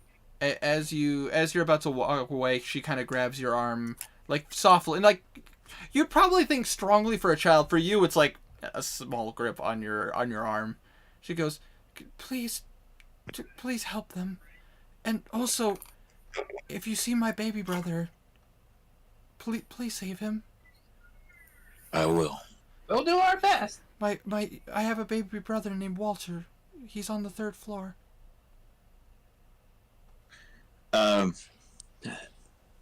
Alistair's gonna turn towards Grizzle. Grizzle, I need you to stay here. Make sure no one's out or goes in. Eckler, you stay here with him. Keep an eye out. I'll be right back with Deputy. We should be okay. We were just going to go to the tavern, and the barkeep knows us and knows my dad. They can watch us. If there's a monster in there, I don't want to see any of you get hurt. Well, people get hurt sometimes. Gotta live life the way you do. Yep. I'll be right back. He's gonna run back over towards where he saw Sekedy leaving. All right, did Sekedy walk off to the inn or to the tavern or To the church. Oh, to the church? Okay, so you would have walked right past these children, going like basically giving the blind eye and going straight to the church. I didn't know that. You would the church is literally oh gosh, hold on, I gotta pull up the map real fast. Oh god. Then I would still be with the party until we got to the inn and then kept walking to the church. Fuck these children. Moves on. Our entire thing is children. Also, RG, I completely understand, bud. You don't need to feel too bad, man. About to say, life, as I've always preached on this channel, your real life should always come first. About to say, I don't feel bad about anyone keeping their priorities straight. Yep. Dude, I'm surprised I was able to make it to the session. Yeah. Same. It was supposed to go on until like 2 a.m. But all the stuff like the Rule 34 shit starts coming out at night, so I was like, fuck that. Oh, I don't blame you. Well, you know what for privacy. You know what they say about that stuff. It's not safe for work. Yeah. Okay, yeah, but Sekedy would still be with the party. Yeah, basically, as you got to basically what would have happened is you would have got to the square where the children are at, and they pointed southwards towards the house on the end of the street. The church is, if you would have got to the square where the children are, you would have turned north, so to your right, and went straight up. Okay, so let me refresh myself real fast. My character and his dragon was just with Wolf, but we were just left there, right? You guys are basically, you've been on autopilot. You've been traveling with the party. Right, yeah. I'm just trying to figure out where I'm at right now. I understand the gist of everything. I'm just trying to refresh myself. Your current location, you've walked into the village of Barovia. You have been told some places that would be safe for you to stay. but you were also warned about the dangers of some of the people in town. And basically, the party was going to go to the tavern to get a drink, possibly sleep on a bench. A couple of the party wants to go to the church, but then you bump into these children who basically are asking for help because there's a monster in their home to the south. I would have stopped. Yeah. I would have been with the party. Yeah. I don't got a map. I apologize. I have the map, but yes, you would have saw the children before you turned right. So if I remember correctly, I had a black dragon as my. That is correct. Okay, now let me look at something real fast. Would you like to? Refresh myself. Would you like to discuss with each other for a bit about what you want to do? Where's Secretary? Okay. I would like to have my dragon sneak in through a window. Doing good, RG. But I actively sneaking. Very around busy. To see what's in there. But I say I bought a house, which is awesome. Where? But I say was freaking ecstatic about that. Winter? Well, I kind of just wait outside. What's up? Are we in front of the house? You are down the street from the house. You can see it because it's a pretty decent sized house in comparison to most of the houses here. It's actually a fair size, a bit bigger than your normal home. I just want to have them scattered out while I wait for the others. Okay, so you just walking past the party, going directly to the house? I'm having my little buddy, do it since I can just. I think we're all already here. Yeah. The Secretary would walk with the group until getting to the church since it's in that direction. So she's still here. Well, Wolf apparently might have to get somebody. I don't know. But I'm having my dragon scattered out. He was supposed to get me because I was confused. The best. I just cut out and I heard him say the best. That's it. That's all I heard. But can I do that, Winter? Can I just have them? Whoa! Party confusion. The best. You could certainly send your dragon to take a look, but obviously how much he sees is debatable. But if you would like, while you guys are having the conversation, if you want to look at your dragon and just kind of go point. That's all I wanted. Kind of just nod at him to go look at the house. You certainly can. Do you by chance have the character sheet for my dragon? Because I have my main character sheet, but I can't find my dragon. Let me pull it up real fast. Believe I still have all the notes we took about characters. So let me just take a quick look. All right.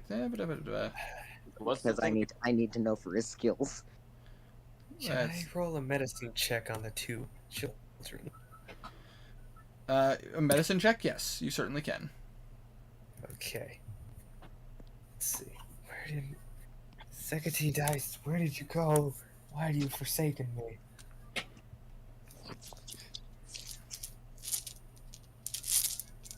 There you are.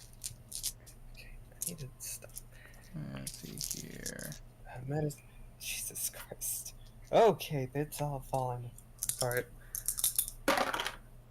That's 28 for medicine. The children seem all right. Better say, night RG. Oh, good seeing you, Broham. Better say, get some good sleep. Much love. Better say, I'm always gonna make time for RG. That guy's awesome. Yeah. Better say, my friend from Chile. Better say, actually, on a side note, something to talk about going forward there. Going forward there, Karma. They did release Fizban's book of Treasury Book of Dragons, and they actually have some updated Drake stats and everything. Ooh. But I say we may need to pass some messages around. I have the book and everything, so if you want, we could talk about that. Yeah, that'd be cool. But as far as Drake stats right now, based on what we have, I'm pulling up my notes right now. Here we go. Drake notes. You're just looking for a perception check? Yeah, it'd be a stealth and perception, I believe. All right. Because I wanted to go in hidden. Here we go. Okay, so for a stealth check, they don't seem to have anything. They don't have any Oh. proficiency. I just don't know what their base modifiers are. Base modifier is a +3, but drakes have a ability called Dusk Hide. So because it is a stormy, because you're in Barovia, and it's constantly cloudy and stormy, they get an extra +3 to stealth checks. So they get a +6. Okay. Nice. Awesome. Okay, so stealth or perception first? Let's go stealth first because you're trying to keep make your drake be quiet. Okay, let me see if I have anything that can help him. Enjoy my Got lock screen. 2 different character sheets. I always have guidance. You just You powerful. do have guidance, but I didn't really inform you, did I? No, he's just Yeah, there. no, it's just a plain d20 plus 6. Why didn't I? 19. 19. All right. Your drake kind of starts slipping into the shadows of the buildings and everything, and before long, nobody can notice him. Even you have a hard time tracking him. Yeah, I was gonna Perception ask is if I could 17. get advantage because he's dark scaled, but I don't think I need it. Yeah. And the perception was what? Perception. He has a +0, so it is just a straight roll. Okay, 19. Wow, that's actually still really good.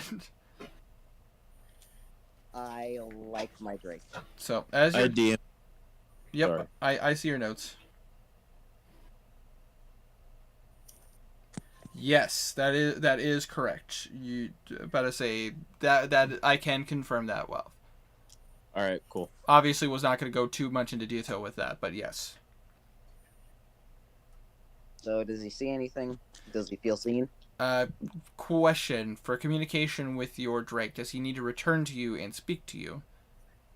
No, he does not. However, there is only simple messages like a pseudo dragon when they're Okay. part. Okay, so some simple responses. Right, like images he sees or emotions. Blah blah blah. Well, immediately the emotion you get back is unease. Like dragons, you know for a fact, are typically very strong, proud, and drakes and kobolds and all of them still kind of try to keep the same. Okay.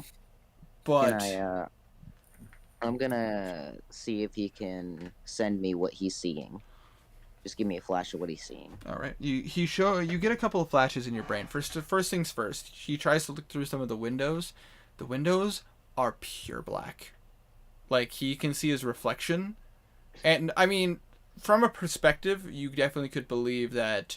Oh, it's dark and stormy. There's no candles or lanterns lit, so he can't see inside. But at the same time, They look tinted, don't they? a bit, Rather yeah. than- A Okay. bit, yeah. Basically, he does kind of look in through, there's a little small window on the door. He kind of lifts himself up to look through that window, and you see it. He does see a bit of an entryway.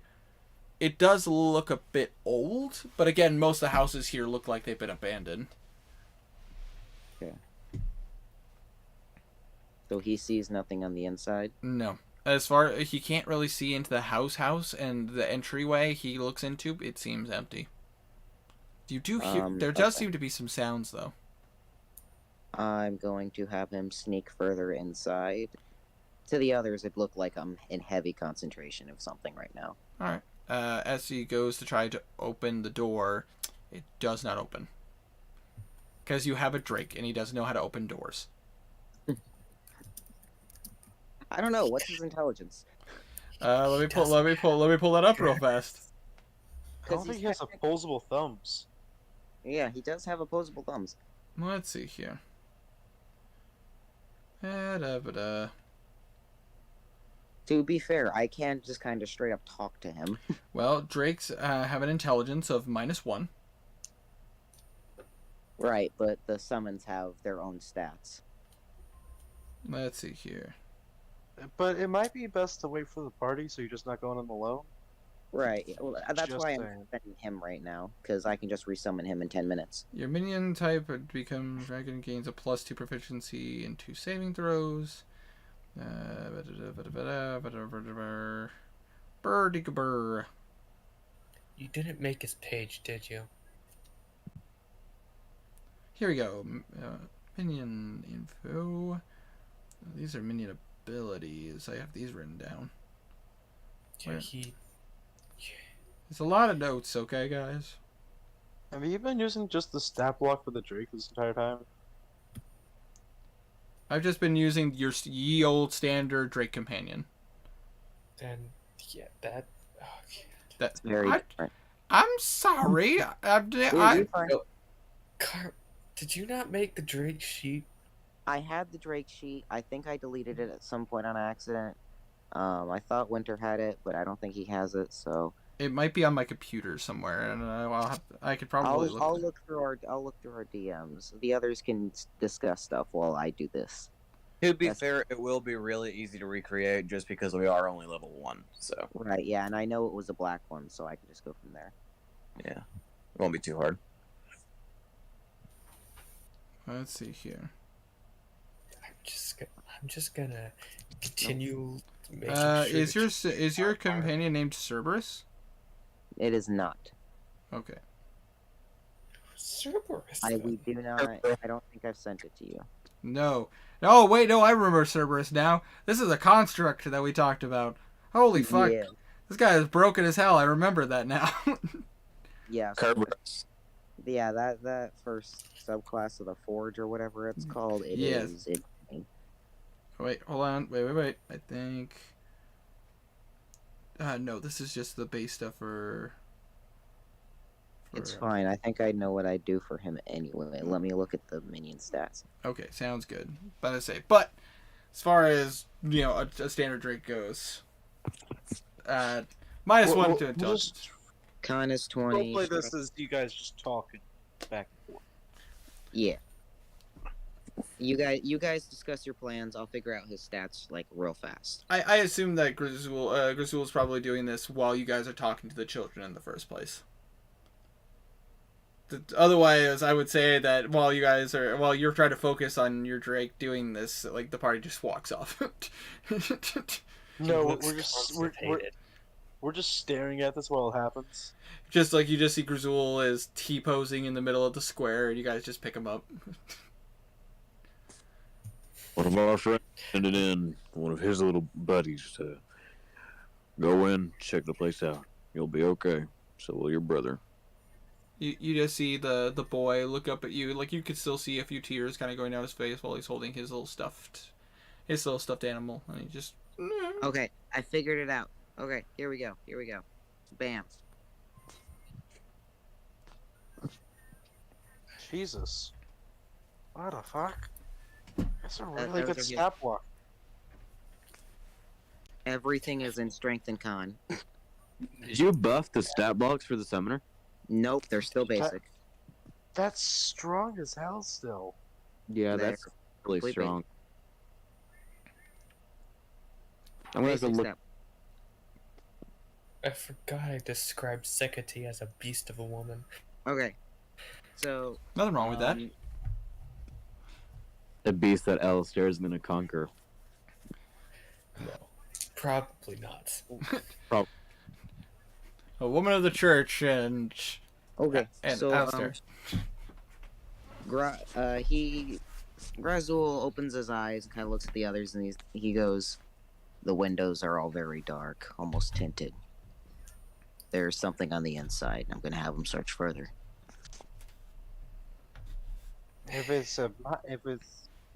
What kind of monster is it, girly? I don't really know. Unfortunately, we got rushed out of the house by our parents. Another stealth and perception check. What kind of noise did it make? I was howling. Ah, we can.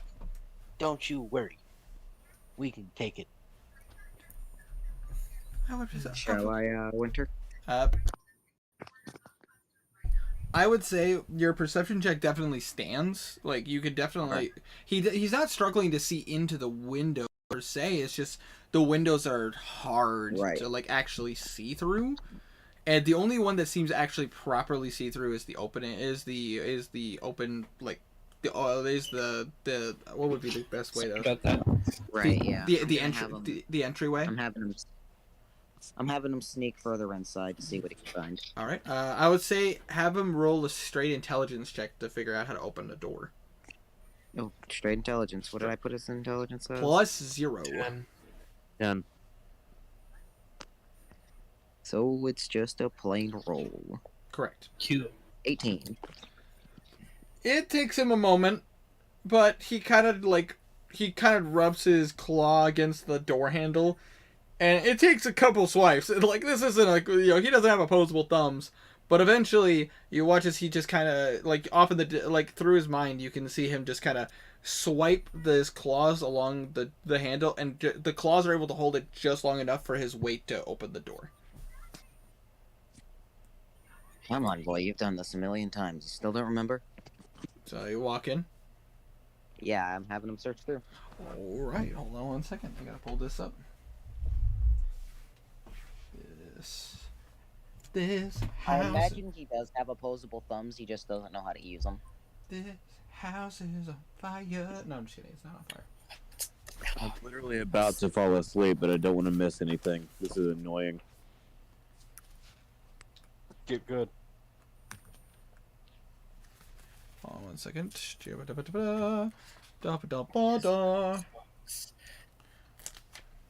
This is gonna get good, so Really cool. something tells me we'll need to stick around for a while. Look, he's got some chunky HP, so whatever he hits, he can send a message before he dies. Secretary has an alms box, apparently, which is just a poor box. Put money in it. Interesting. Apologies to come on, guys. This is... Gotta make sure my notes are all correct. Yeah. Love Curse of Strahd. It's just that there's a lot. Yeah. I think he's got 15 HP. Yeah, Curse of Strahd is one of those things that has to be played, not played, DM'd to the T kind of a thing. Mm-hmm. I'd like to set down Bigums from my shoulders and pick up the two children. Because strong. He's got 13 HP. He's tanky. He's tankier than Bigums. Good. Winter, I'm picking up the children now. You can better say the children seem a little scared of you picking them up.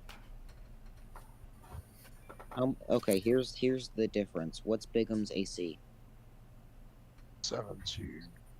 17. The dragon's got 14. Good meat. Well, so as you push open as the Drake pushes open the door, you hear just a very, very loud as the hinges are just rusted so badly. But as he opens the gate, you to the doorway to the entryway. You see that there are some lamps hanging. Basically, you're getting visions of some lamps hanging above him, not lit. But I say you see on the south wall there's a shield emblazoned with a coat of arms. Does he have dark vision? You see a couple of portraits. Drakes have dark vision. Good. Yes, Drake has 60 feet of dark vision. Then he's the only one in the party. And you do see that there is a hallway leading to the main hall. Okay. Bigums has dark vision. Because it's funny. Mostly because it's funny, I'm gonna have him collect the shield with his mouth and just keep it with him. Yes. Grabs Get me a new shield. Grabs the shield and it's in his mouth. Yep, he is now. Does he get a shield bonus if he holds it like that? Well, your Drake is not trained in shields, so unfortunately, no. Dad. In fact, while he's holding the shield in his mouth, he can't use the bite attack. Oh, he wouldn't be using that anyway. His claws are what's reinforced.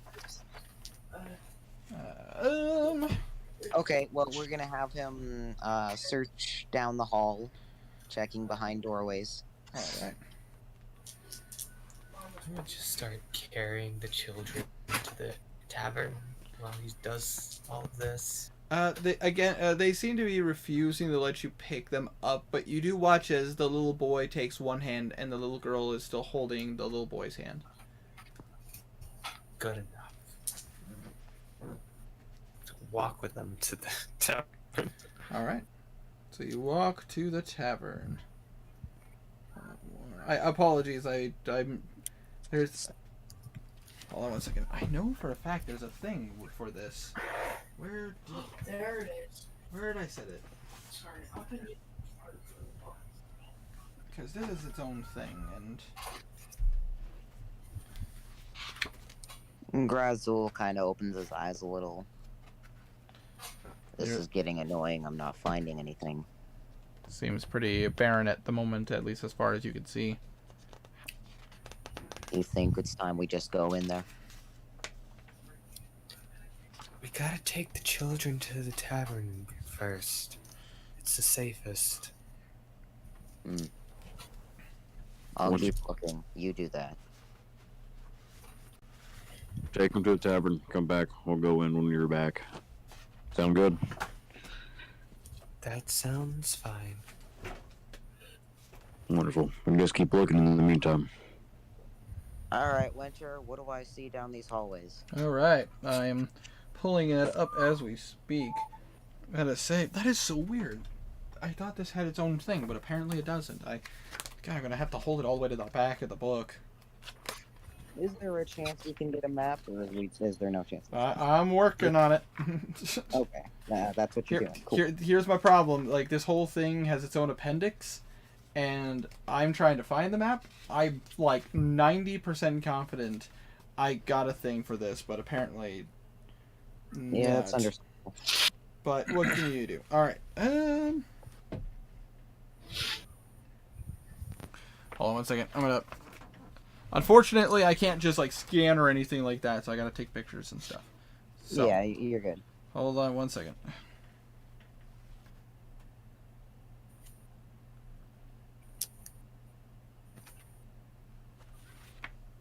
Yeah. I was reading the comments, sorry. Yeah, careful not to click on any links. If you read the comments. But I say I haven't had a chance to delete that message yet. Delete what message? I was just talking about what Blue said about having some. Or no, not Blue. Who said it? Someone said that. So, first things first. This is what you see. This is what you see at the very front of the house. Nice. Ooh. Ugh, those houses always give me shivers. No, shush, Bigums, you don't know. You have no idea. I genuinely have no clue. I know what it is. Shut up. So this is a way for you guys not to die right away. I mean, you guys could totally ignore this and go into the wilds, but it's gonna be a very short-lived campaign. We need the. I say we continue. Out of character. Out of character, yeah. So as you walk through the entryway, you get into the main hall. Hold on one second. You don't get a map of this yet because you haven't seen the whole first floor yet. That is what I'm trying to do. So,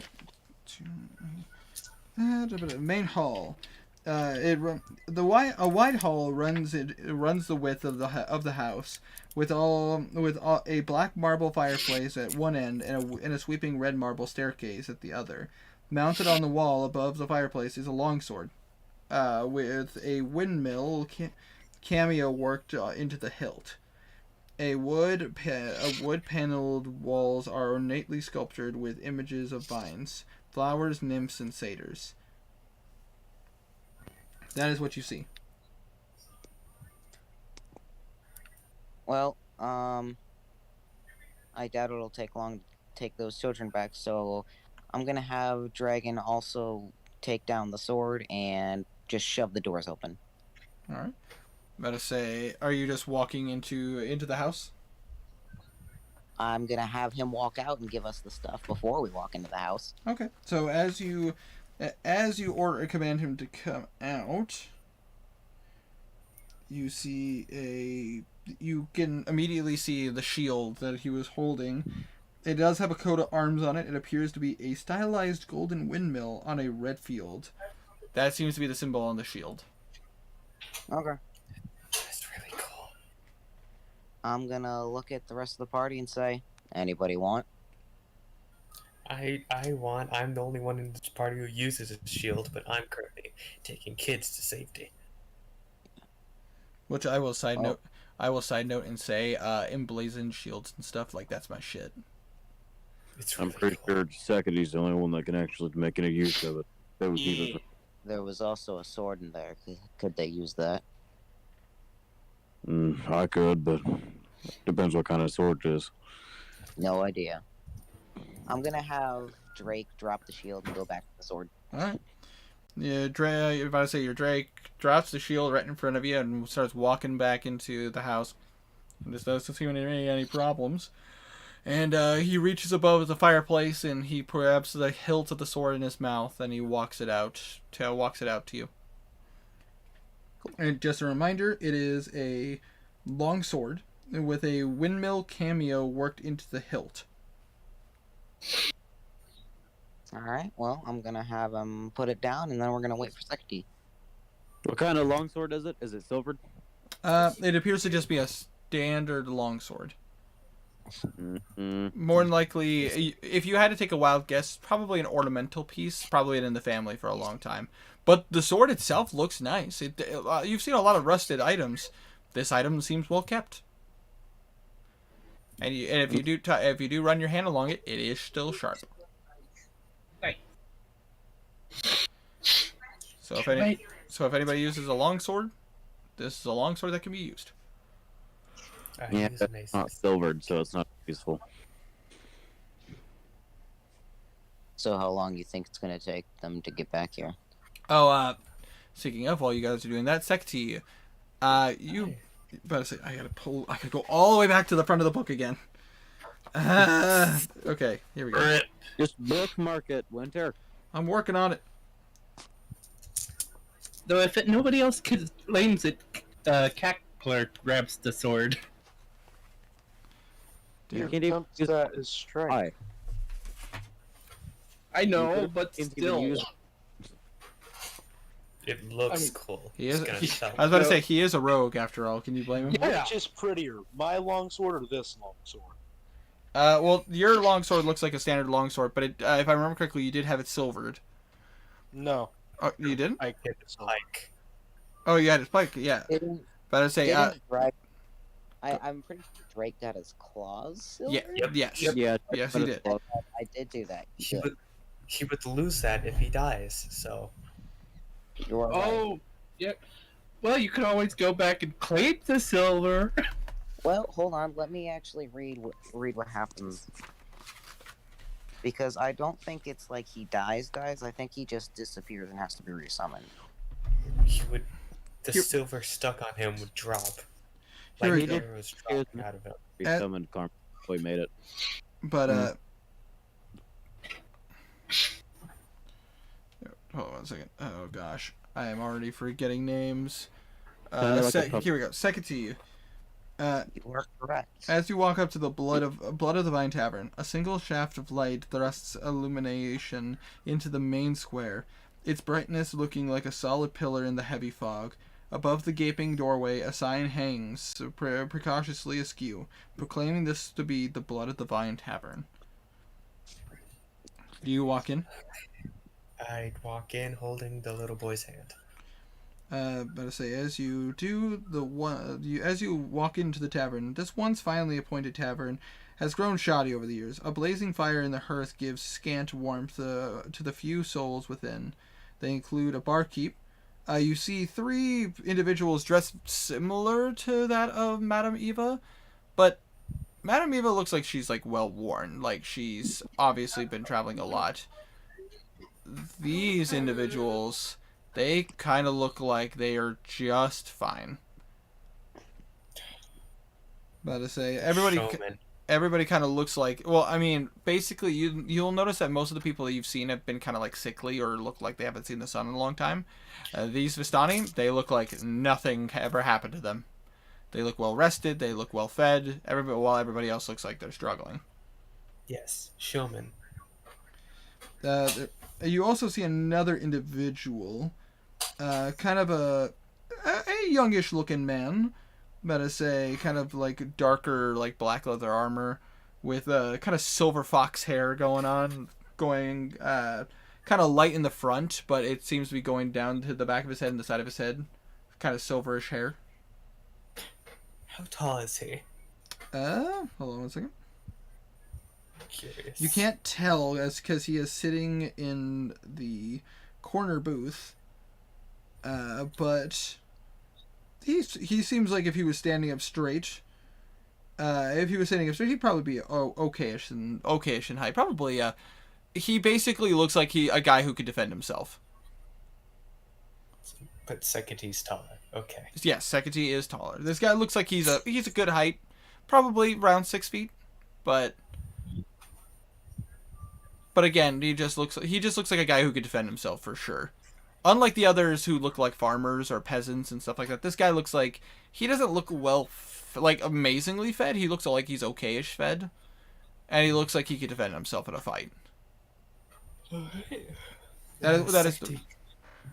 Sekity goes up to the bar, looking for the person who knows the kids. Hold on one second. Let me just pull this up.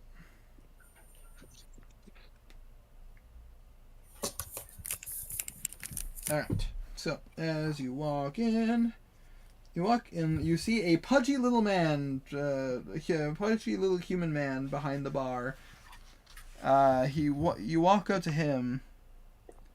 He is currently cleaning a glass. He seems to have a couple of glasses over the place.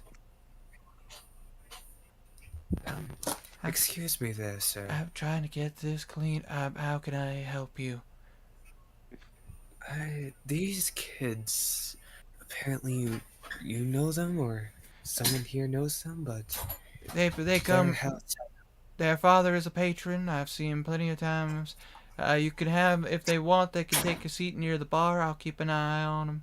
I've got to get back to these glasses, try to get them done. It's a bit of work, but I can get it done.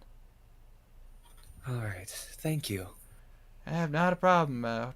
Make sure next time you come in, buy a drink. I gotta get these glasses clean. You watch. Roll an insight check. Okay.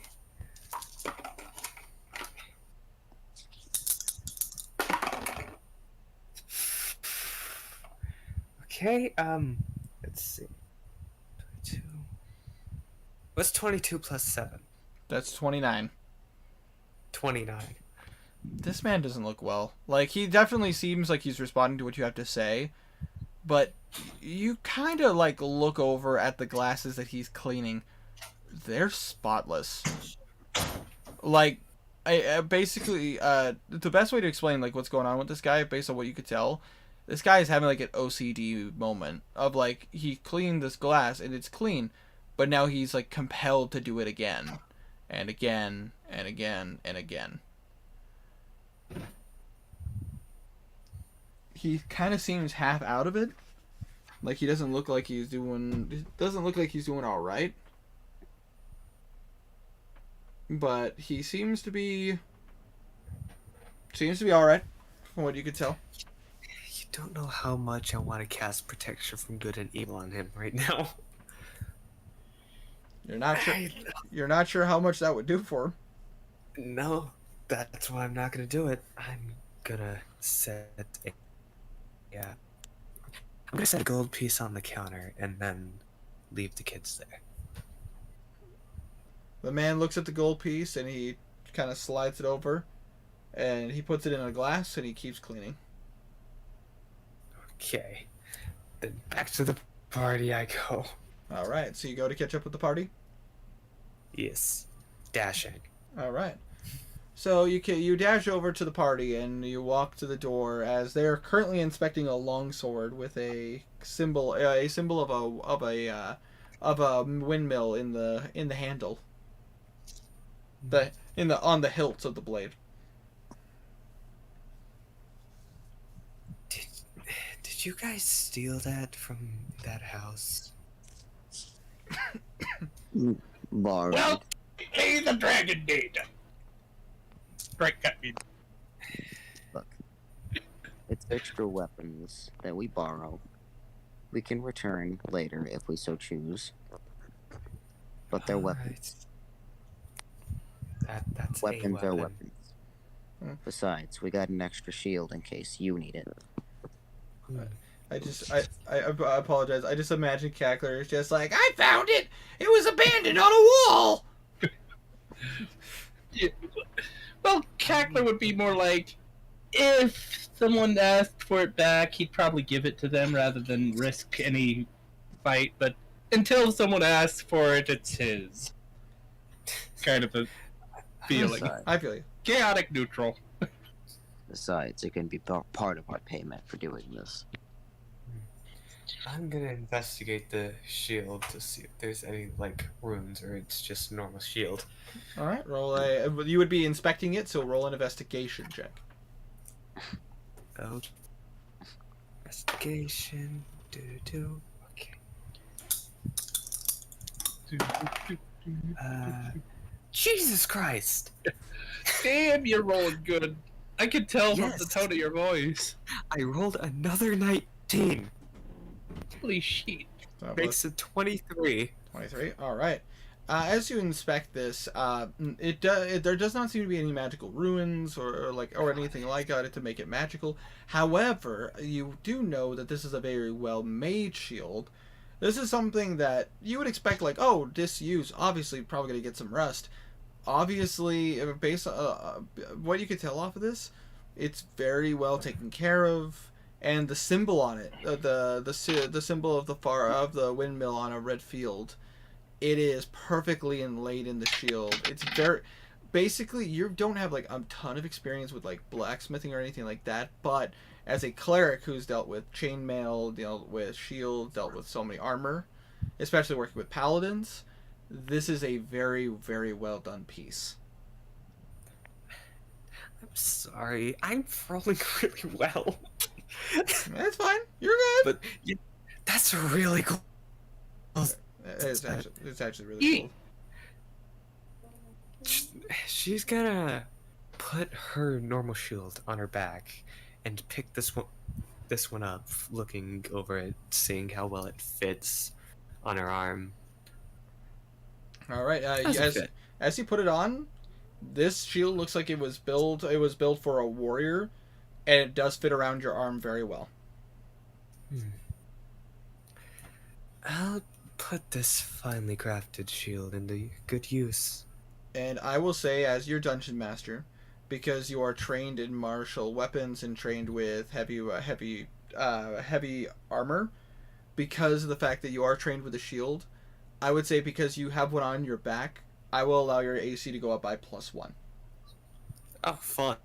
Because you have a shield on your back, and you're trained with shields. Pardon me. But I say, because of the fact that you're already wearing heavy armor, it won't slow you down more. Basically, I'm making the same rule that I did for Skulven. Alright. Cool. Grazzle's gonna look to the others. So do we have an entry plan, or do we just go guns blazing? Who has the... Where'd you rather those be? What? What's a gun? What she said. You have no fucking clue what a gun is. Yeah, no, but I don't think guns don't exist in Barovia. Grazzle's just looking at him, just thinking like, what is a gun? What the hell is a gun? What did I just say? Cannons blazing. Good enough. Let's go in there and kill things. Cannons blazing might be a saying. So, just as a I can go. Spells a blazing. So, just as a reminder, you are currently on the first floor. You're in the main room. There is a staircase right in front of you. There are 3 doors in total. Sorry, 1, 2, 3, 4, 5 doors in total. Well, the children said that they were coming. The hells were coming from downstairs. Well, Oh, I say that's where we go. Hold on one second. Holding on 1 second. I finished holding on. Holding on. Hey, Mr. Big Me, do you think you could have the bigger Big Me, like, behind us in case we get attacked from the ass? That probably is not a bad idea. There actually, as far as you can tell, there are only 4 doors that you can see. Well, now I'm curious.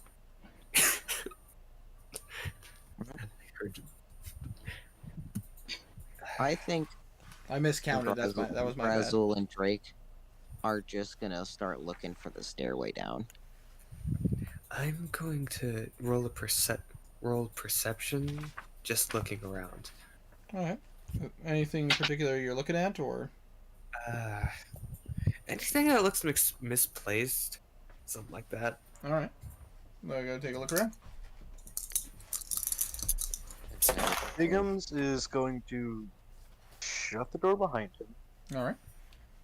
And then put his finger in his mouth, lift it up, and try to feel where if like there's a draft. Yeah, Brazel's just gonna start opening doors. Alright. Well, there are 4 doors that you guys can see. 23 opening to the perception. nearest one. I'm just opening the nearest door. Guidance is broken. It can be. Very.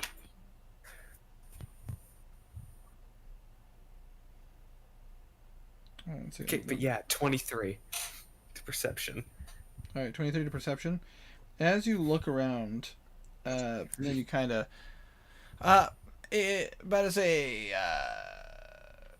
start opening doors. Biggums is feeling for a draft. Biggums, if you want to roll a perception check as well, you certainly can. 12. 12, alright. Biggums, there's a lot of stuff to look in this room. You try to feel for a breeze, and all of a sudden you're like, oh my god, is that a fireplace? That's the biggest fireplace I've ever seen. It's twice as big as me. Biggum's gonna sit in the fireplace. You sit in the fireplace with no problems. It's huge. I have a feeling something's about to happen with the chimney. Sorry. You just see a spider just grab Biggums and goes back up. Yeah. Oh my god, is that Oh my god, it's Spider-Man. Everyone gets one. Tell him, Biggums. All we hear is the scream as he gets pulled up into the shaft. I know where that's from, Winter. I'm glad you get it. I'm glad you get it. I feel like I should get that, but I'm too derpy. Family Apparently Guy. everyone. Oh. Apparently everyone gets one. Bingo. I haven't seen Family Guy in forever. But so Sakati, as you're feeling along, as you're kind of looking around, you do notice something's a little off. You kind of walk up to one of the walls, and you look at the panels. The color is a bit off for the rest of the wall. As you kind of reach your hand and touch the panel and just kind of put your hand around it, you feel a handle. I'm gonna pull it open slowly. Holding my shield out. You slowly put your hand down on the handle. And as you like kind of slowly bring it down and pull, you watch as it opens safely with a Being lied to. Sekati starts walking down the stairs holding her shield. Well, there's no downstairs right here. This is just a room. Nah. Well, then she goes into the room, holding her shield out. The room is, as you look into this room, you see that this room is a cloak room. It has, you look around in it and you see that there are several black cloaks hanging from hooks on the walls. And you see that there is a top hat sitting on a high shelf. Single one. Well, assuming that that's the thing that it's just a random top hat, I'm gonna try to go to the shelf and use the height I have to reach up and grab it. Oh, you have you have no problem reaching it. You just grab. You're able to just pluck it.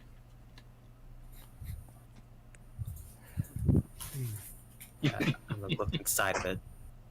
All right, you look inside of it, and unfortunately, there is no rabbit.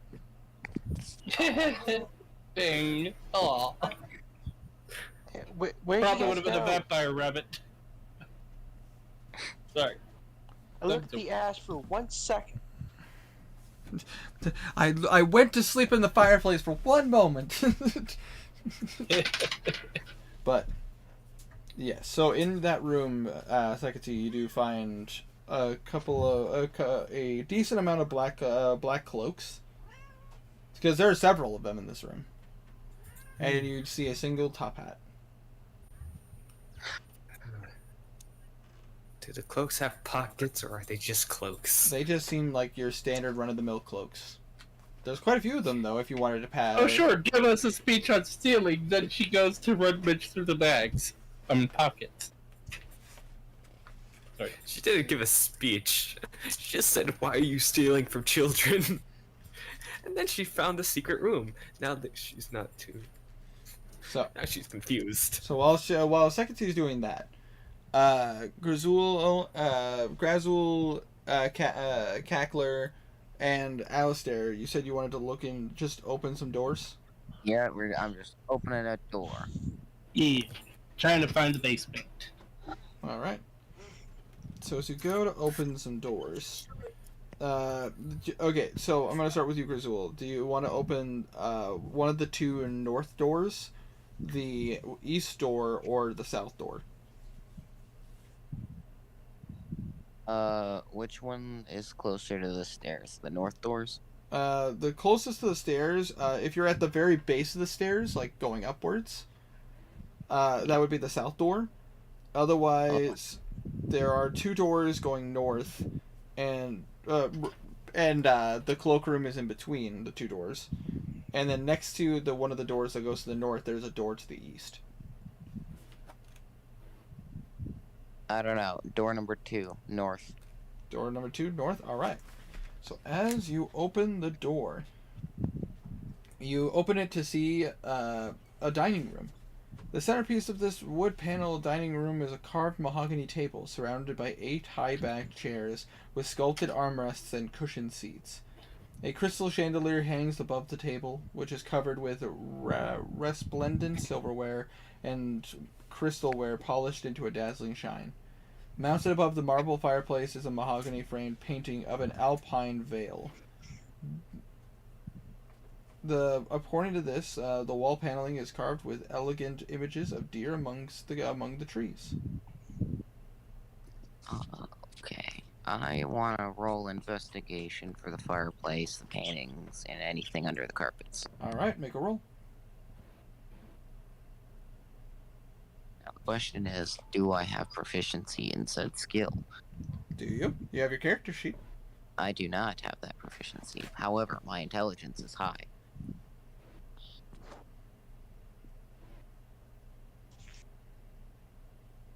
Well, 12? I'm about to say. Can I have my buddy look over too? Hold on 1 second. You search the wall along the paneling, and you see a twisted face carved into the tree trunks and wolves lurking among the carved foliage.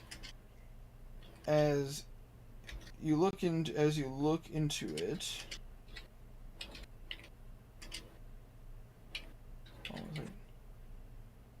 you see some red silk drapes cover the windows and a tapestry depicting hunting dogs and a horse-mounted aristocrats chasing after a wolf hangs from the iron rod bolted from the south bar.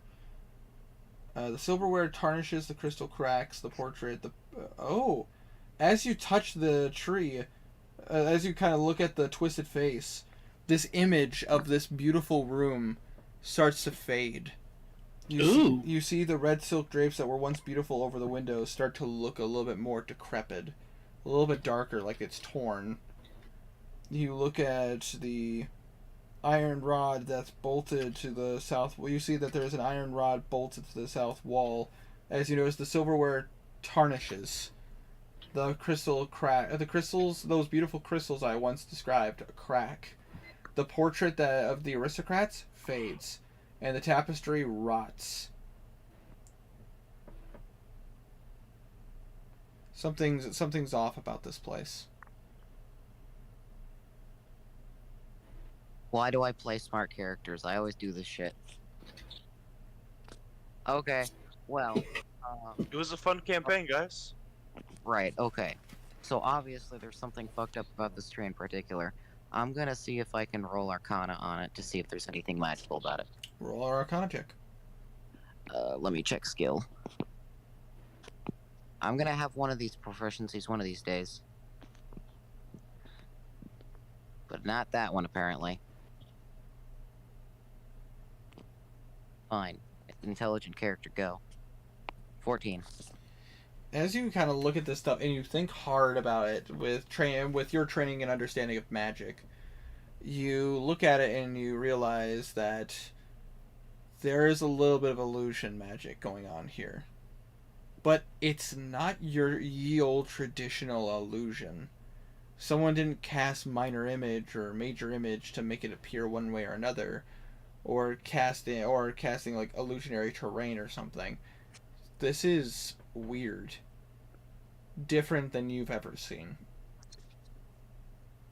Oh boy. Oh boy. I'm gonna call out to everybody. Something's fucked up about this place. Be careful. And while you do that, Alistair, which door? You said you wanted to open a door? See, automatic. Well, I think you've passed out. Uh-oh. Well, we'll come back. We'll come back to him. Cackler. Dude, I will never let it go if he passes out, because he always yells at me when it happens to me. Yeah. Cackler, you said you wanted to open a door? Yeah.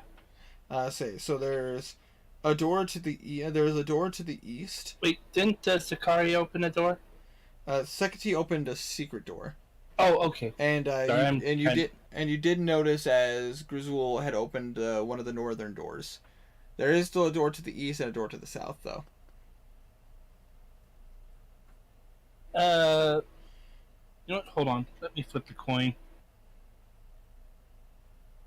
Oh, wait, no, wrong command.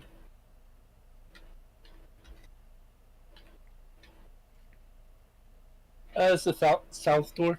Alright, you going to the south door? Yeah. Alright, so as you go to the south door, you see the oak you open the door and you see an oak panel room that looks like a hunter's den. Mounted above the fireplace is a stag's head, and positioned around the outskirts of the room are 3 stuffed wolves. 2 padded chairs draped in animal furs face the hearth, with an oak table between them supporting a cask of wine, 2 carved wooden goblets, a pipe rack, and a candelabrum. The chandelier is hanging above the cloth-covered table, surrounded by 4 chairs. And apparently there do seem to be 2 cabinets standing against the wall. Well, Cackler's going to investigate to see if there's anything worth value. As you kind of take a look around, I mean, obviously this is a cask of wine. The pipe rack is pretty nice. The candelabrum is all right, but you do notice when you go to the east cabinet, there's a lock on it. Ooh, do I have my lock picking?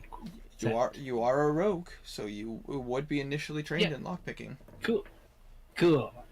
Okay. Come on, You know what? I'm gonna use my real dice for this. All right, just Give me a good roll, please. Oh, that fell. I'm on the 4. Okay, it's okay. Pick him up. Roll again. All right, let's see. What is that? So you'd be a plus Dex plus 2 because you're proficient in lockpicking. That was a 12. So 12 plus your Dex, which is a plus 3. I'm pretty sure that's right. Dex. It's a plus 2 at level 1. Oh, I'm aware. But, no, it's plus 3. You said dexterity, not proficiency. Yeah. Okay.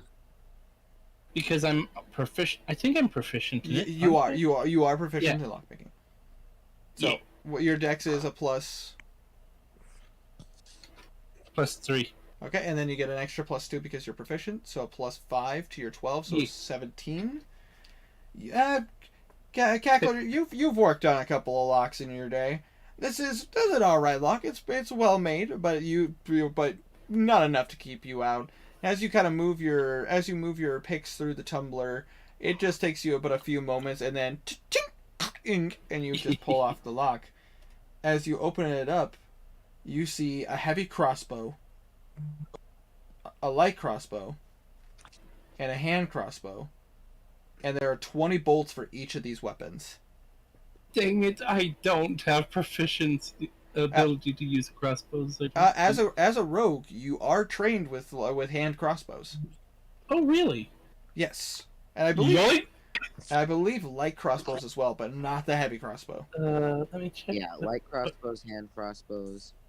But heavy crossbows. But heavy crossbows is like a fighter thing, or like a paladin, or. It just says hand crossbows here, so I'm just gonna take the hand crossbow and the 20 arrows bolts. for it. The 20 bolts. Or bolts.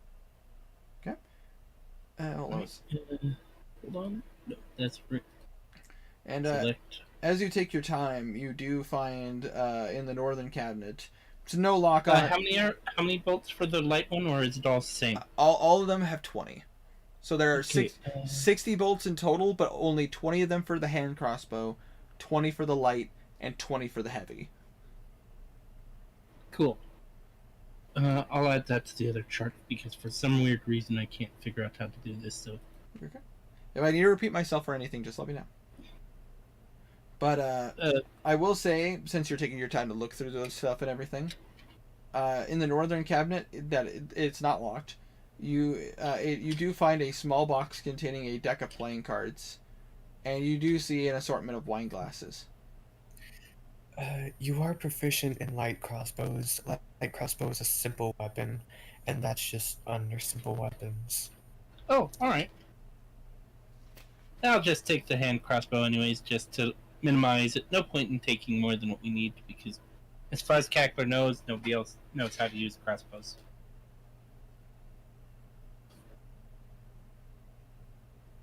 Why did everything get quiet? I apologize. I'm reading some stuff. Oh no, I just got a little worried. I think I have 1 weapon proficiency. Cool. One weapon proficiency. Never mind. A whip or simple weapon. Nice.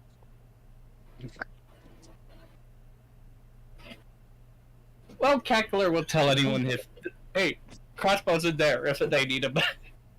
Andy, come get it. I'm just looking for this real fast. So, is there... Apologizing, just reading this. Okay. How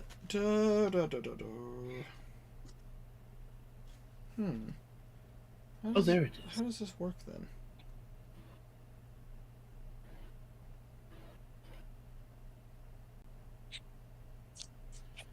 Apologizing, this is taking me a moment.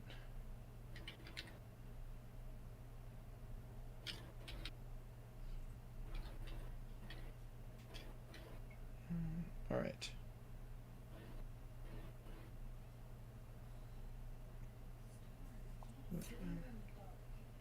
Everything is labeled and all that stuff. Okay, there it is. All right, cool. So that's what it is. All right. Yeah, and according to this, as far as you can tell, that's the only thing in this room. Cool. All right, and I'm going to say Welp at the moment is passed out. So you'd probably hear at this point, Grezul calling about the weirdness. Yeah, at this point you guys would definitely hear Grezul talking about something's off.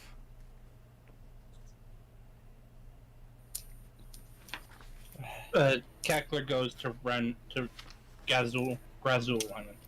I'm gonna make a perception check in the room that I'm in. Because I never got to. How many doors are left unchecked? One, but That is that's it. 4. There appears to be a singular door going to the east. You do check the other northern door, but it takes you no time at all to realize that that's just another door to the to the dining room. Fair enough. I'm gonna check the last door then. All right. You check the last. Winter, Yes. can I roll the perception check for the room that I'm in? You can roll a perception check. Yeah, before me. I heard weird. So I'm gonna look for weird. That is, let's see. That is a 27 to looking for the weird. You're looking for the weird, and there is something weird. This top hat is pure black. A good top hat would be black with a white stripe. Weird. Now, this room is definitely weird that it was hidden. There must be some meaning behind these black cloaks and the top hat, but to your knowledge, that just seems like a hidden coat room essentially. Looks like a cult to me. I'm going to Grisel. So you guys head to the east door. I'm keeping the top hat. You take the top hat, write it in your inventory. Nice. Are you guys gonna take the cloaks while you're at it, or just leave the cloaks? Yeah, I'm taking a few cloaks. 3 of them. There's more than enough for the whole party, so if they want to take black cloaks. Oh. Yeah, I'm taking a lot of them. I would just say if you want to, write 10 cloaks. That's a lot. Alright, check in the last room. Can we get a map? Yes, I will open it in just a moment. I will show it in just a moment. As you open this room, you'll notice that it is the kitchen. The kitchen is tidy, with dishware, cookware, and utensils neatly placed on shelves. A work table has a cutting board and a rolling pin atop it.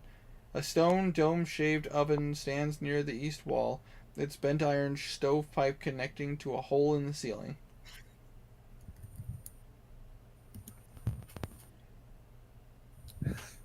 I'm gonna look to the others. I'm gonna go over the whole first floor for magic and stuff. You guys can head upstairs if you like. Alright, you're the Don't we need to go magic downstairs? Well, we didn't. If I find it downstairs farther than what Miss Secretary found, I'll let you guys know. Yeah, that's just the weird thing. Yeah, there should be a downstairs, and you do hear some sounds coming through the stone below you. Like, you're not really sure what it is exactly, but you hear a sound. I'm going to roll for investigation first, have Dragon help me, and then I want to check for magic and have Dragon help me. All right. Well, then two things before you take those rolls. That's the funny thing there, Bigums. You look for a downstairs. There are no stairs that go downstairs. I'm gonna give guidance to Grizzle. All right, Grizzle, because you are having your Drake assist you, if you want, you can roll with advantage. For both. +4. As your Drake is giving you, because your Drake has intelligence, I would say it could take the help action to assist you. Yeah, boy. That's Nice. 17 for the investigation check. As you investigate, you notice that there is another door in the kitchen, and as you open it, there's a door to a pantry. And in the pantry, all the food in the pantry appears fresh. Like, there does seem to be a decent amount of quality food in here. And while investigating it further, you do see but in this pantry, there is a dumbwaiter. Okay. Fun. Does it go down? It appears to be a behind a small door in the southwest corner of this room. A dumbwaiter, a 2-foot wide stone shaft containing a wooden elevator box attached to a simple rope and pulley mechanism that must be operated manually. The shaft connects to. Oh, hold on one second. You don't get to know this. Only I get to know this. Can I still roll the Arcana while you're looking at this? Yes, if you want to roll the Arcana, you can, and again, because your friend is giving you the help action, you can More roll guidance. You can roll with advantage. All the guidance. All right. Oh, So, a 27.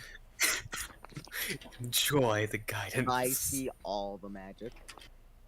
but you look at this. You look at this dumbwaiter, and yes, there is a dumbwaiter that goes upwards that you know for a fact none of you can get through there, but a character who's under this small description could get in there.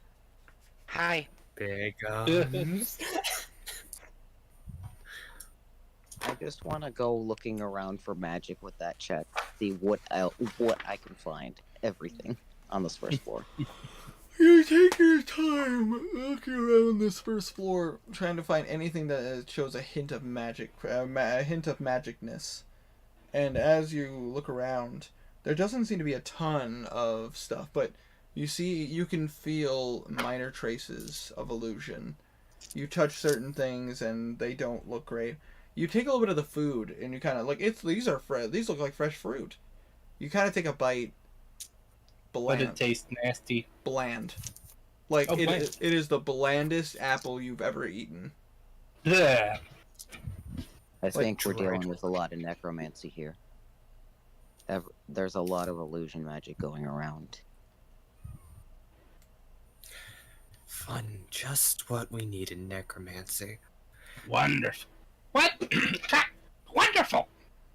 Sarcastic in tone. Think we can put the little one in that shaft, see where it goes?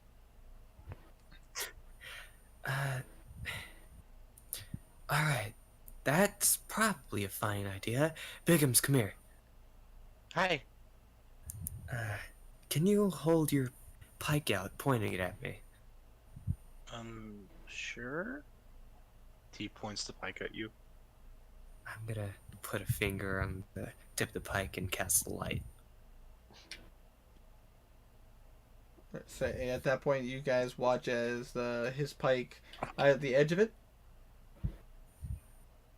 The tip. So if he points it at something, it'll glow. And you watch as basically like a giant light up staff. Bigum's spear now looks like he's holding a staff. Alright. We're gonna put you down in the dumbwaiter over there. Might go up, might go down. Wherever it's connected to, yell if you see something bad. Alright. Okay. So first things first, I need Bigums to roll an acrobatics check. Uh-oh. Guidance. Guidance is becoming the Flash. My brain cracked on what it's called. Guidance. Flash of Genius. Pretty much. 18. Alright. Easy peasy, Bigums. Like, you've gotten into smaller fishing holes than fucking anything else in this world. You think you're gonna let some dumbwaiter get the better of you? Hell no. You went tube fishing all the time. You were the bait, though. I'm about to say, and if your friends are willing to, there is a crank that does move the dumbwaiter. I'll start cranking it slowly since I'm the buffest person in the party. I'll let them deal with that while I search the next floor upstairs. So start with it.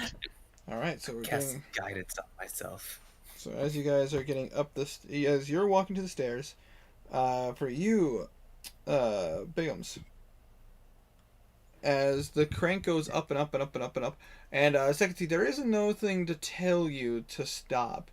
So Bigums, unless you hop out, You watch as you get to this next floor, and you seem to be in a room with... Hold on one second, I gotta read the description of this room. Hey, Winter. Yes. Well, can you get a quick map of the first floor? Yes, I will give that to you in a moment. You watch as you see an undecorated bedroom. It contains a pair of beds with straw-stuffed mattresses. At the foot of each of the beds seems to be an empty footlocker. Tidy servants' uniforms hang from hooks in the from the open adjoining closets, from what you can see. That's not creepy at all.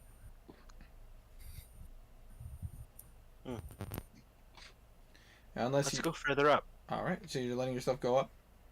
Yeah. All right. So as you continue going up, you get to... You gotta make sure I got the right rooms. All right. So hold on one second. Let me just grab a quick snapshot of this. I dropped my die. How dare you, monster.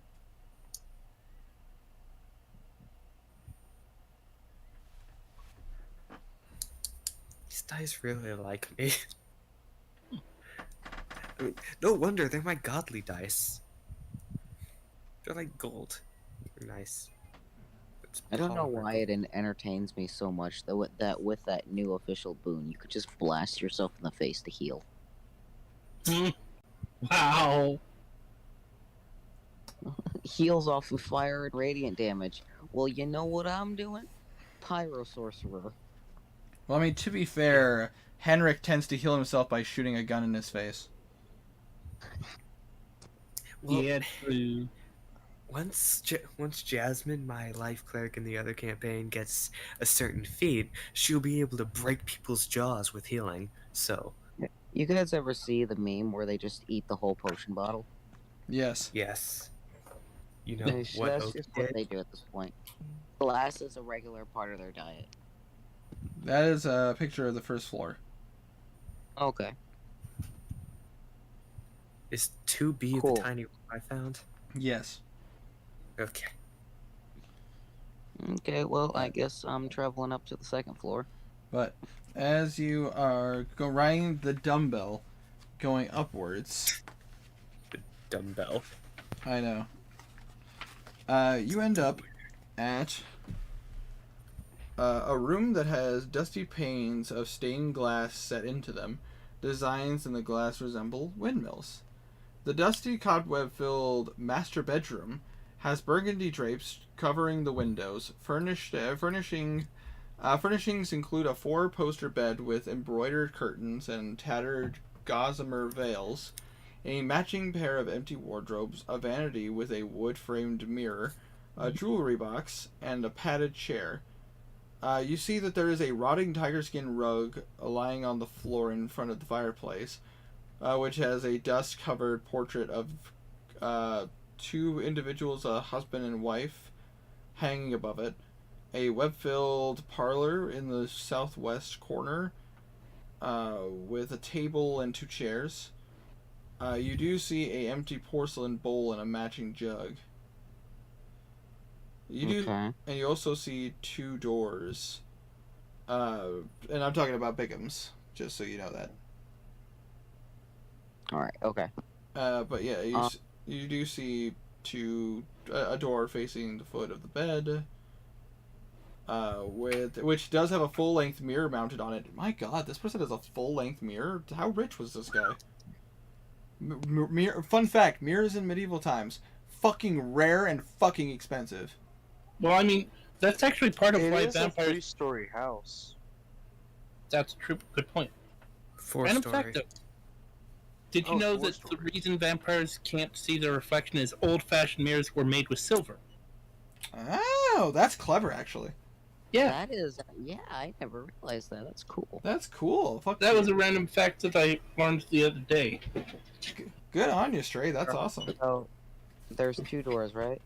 There is for you,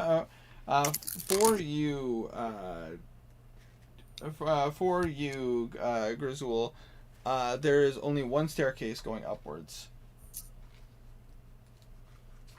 You have gone up. You have opened all the doors that are available to you. No, I mean I should be on the second floor, yeah. Yes, Right. you are now currently on the second floor. We'll get to that in a moment. But Bigums, Sekati, the handle does stop now. It can't go any farther up. She's gonna hold it still for a minute until she hears him yell. All right, and yeah. So, did you want to hop out there, Bigums, or did you want to? Yeah. Gonna hop out on the floor. Mm-hmm. All right, and as you do that, that is actually where we're going to end the session for tonight. Before we get too far, before we get too far into searching more of this house, I don't want you guys to end up in an encounter and us being up till 3-4 in the morning. Before we end it, can I take the jewelry box? But I say you are nowhere near the jewelry box, but Bigums is. Oh. Oh, okay. If Bigums wants a jewelry box. Does Bigums? No. Okay. Bigums just looks at it going like, I know what that is. Not important. Gramps keeps his condoms in there. Oh, God. It's also where he keeps that purple lightsaber. Oh, Winter. Hey, man. It always did smell fishy. Oh. It's been so long since I played a smart character. It's been so long since I played a character at all. I say, does it feel good? Yes, I feel mastermindful. It's Yeah. like the first campaign I ever played in. We were level 3, and I was told to unlock a box that would like blow the whole campaign out of the water. Cool. It had a 31 DC. I hit 29. Nice. But I say, I was so sad it didn't work. The DM was like, if you got that, I would have just said no, and I'm like, bruh. fair enough. That's fair. But side note, Karma. Now imagine that feeling and that sensation. But now picture being the dungeon master for everyone else's campaign for about 7 years. Ooch. And then you'll be in my shoes. I mean, I've been DMing for about 7 years. Yeah. But I say, I've been. I think the most recent one I took on, that we've been going for almost 2.5 years. I think that's the ultimate challenge. Hey, it's always a good time if you can keep going for something like that. I mean, the Solaris are a little over a year now. Winter, I don't think you understand. There's 8 players, and they have the chance of going all the way up to level 80 if they really want to. Oh, Jesus, fuck. Oh, God, I We didn't haven't know been doing that. it for 2.5 years. That's a lie. No, yeah, we've been going at it 2.5 years. Or 2 to 2.5 years, rather. No fucking way. It's... Dude, it's been a while. We started last summer. Last summer. You sure? Last summer. Yeah, because I was a freshman when we started. I'm not a goddamn junior. Dude, I was a sophomore when we started. I graduated. No. I have a It way was to check. last summer. Either way, it's been a long fucking ride. Yeah, about to say, I understand, man. Like, about to say, and I mean, I'm not even like trying to like one up or anything like that. It's just like I understand the feeling of being the forever DM. Oh, we all know you, Winter. You're always trying to one up everyone. Always, every single time. About to say, I loved it when someone told me the story of how they miraculously saved that child. Little did they know I saved 2.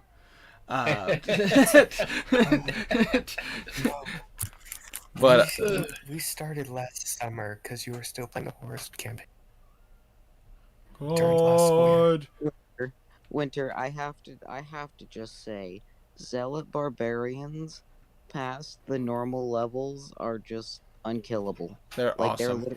Even just with the normal levels, as soon as they hit level 15, they can't die. Yeah, I mean, they're fucking hard to kill.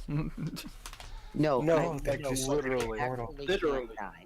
They literally can't die. Well, I mean, they can, once you go past beyond 0 and then you're still in a rage, if you go past the death saves and you're still in a rage, you won't drop. But the moment the rage drops, you die, and you'll Persistent rage means it doesn't But you end until don't you have go to end the rage. have. You don't have to end the rage. That's the thing.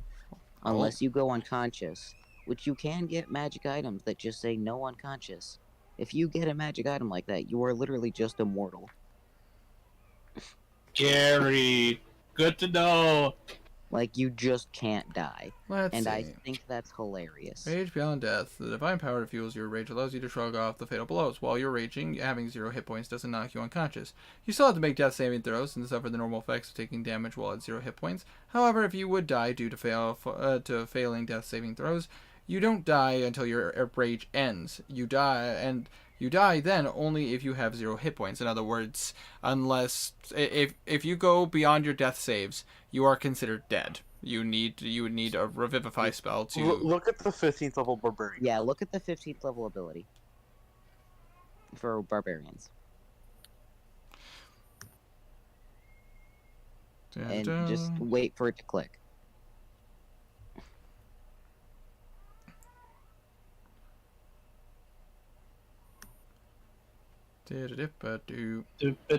Danger Sense, Reckless Strike, Primal Path, Primal Knowledge, Ability, Score, Extra Movement, Fire Instincts, Brutal Critical, Relentless Rage. Relentless Rage. You can keep you at 0. You can if you would die outright. You can make a DC 10 Constitution saving throw. If you succeed, you drop to 1 hit points. Persistent Rage. Your rage is so fierce that it ends. Your rage is so fierce that it ends early only if you fall unconscious or if you choose to end it. You do realize that just means that when your rage would just go the normal duration. You won't lose the rage unless you fall unconscious, but it doesn't say like, oh, you have infinite rage. It's like, no, your rage goes for 1 minute. That's how the rage works.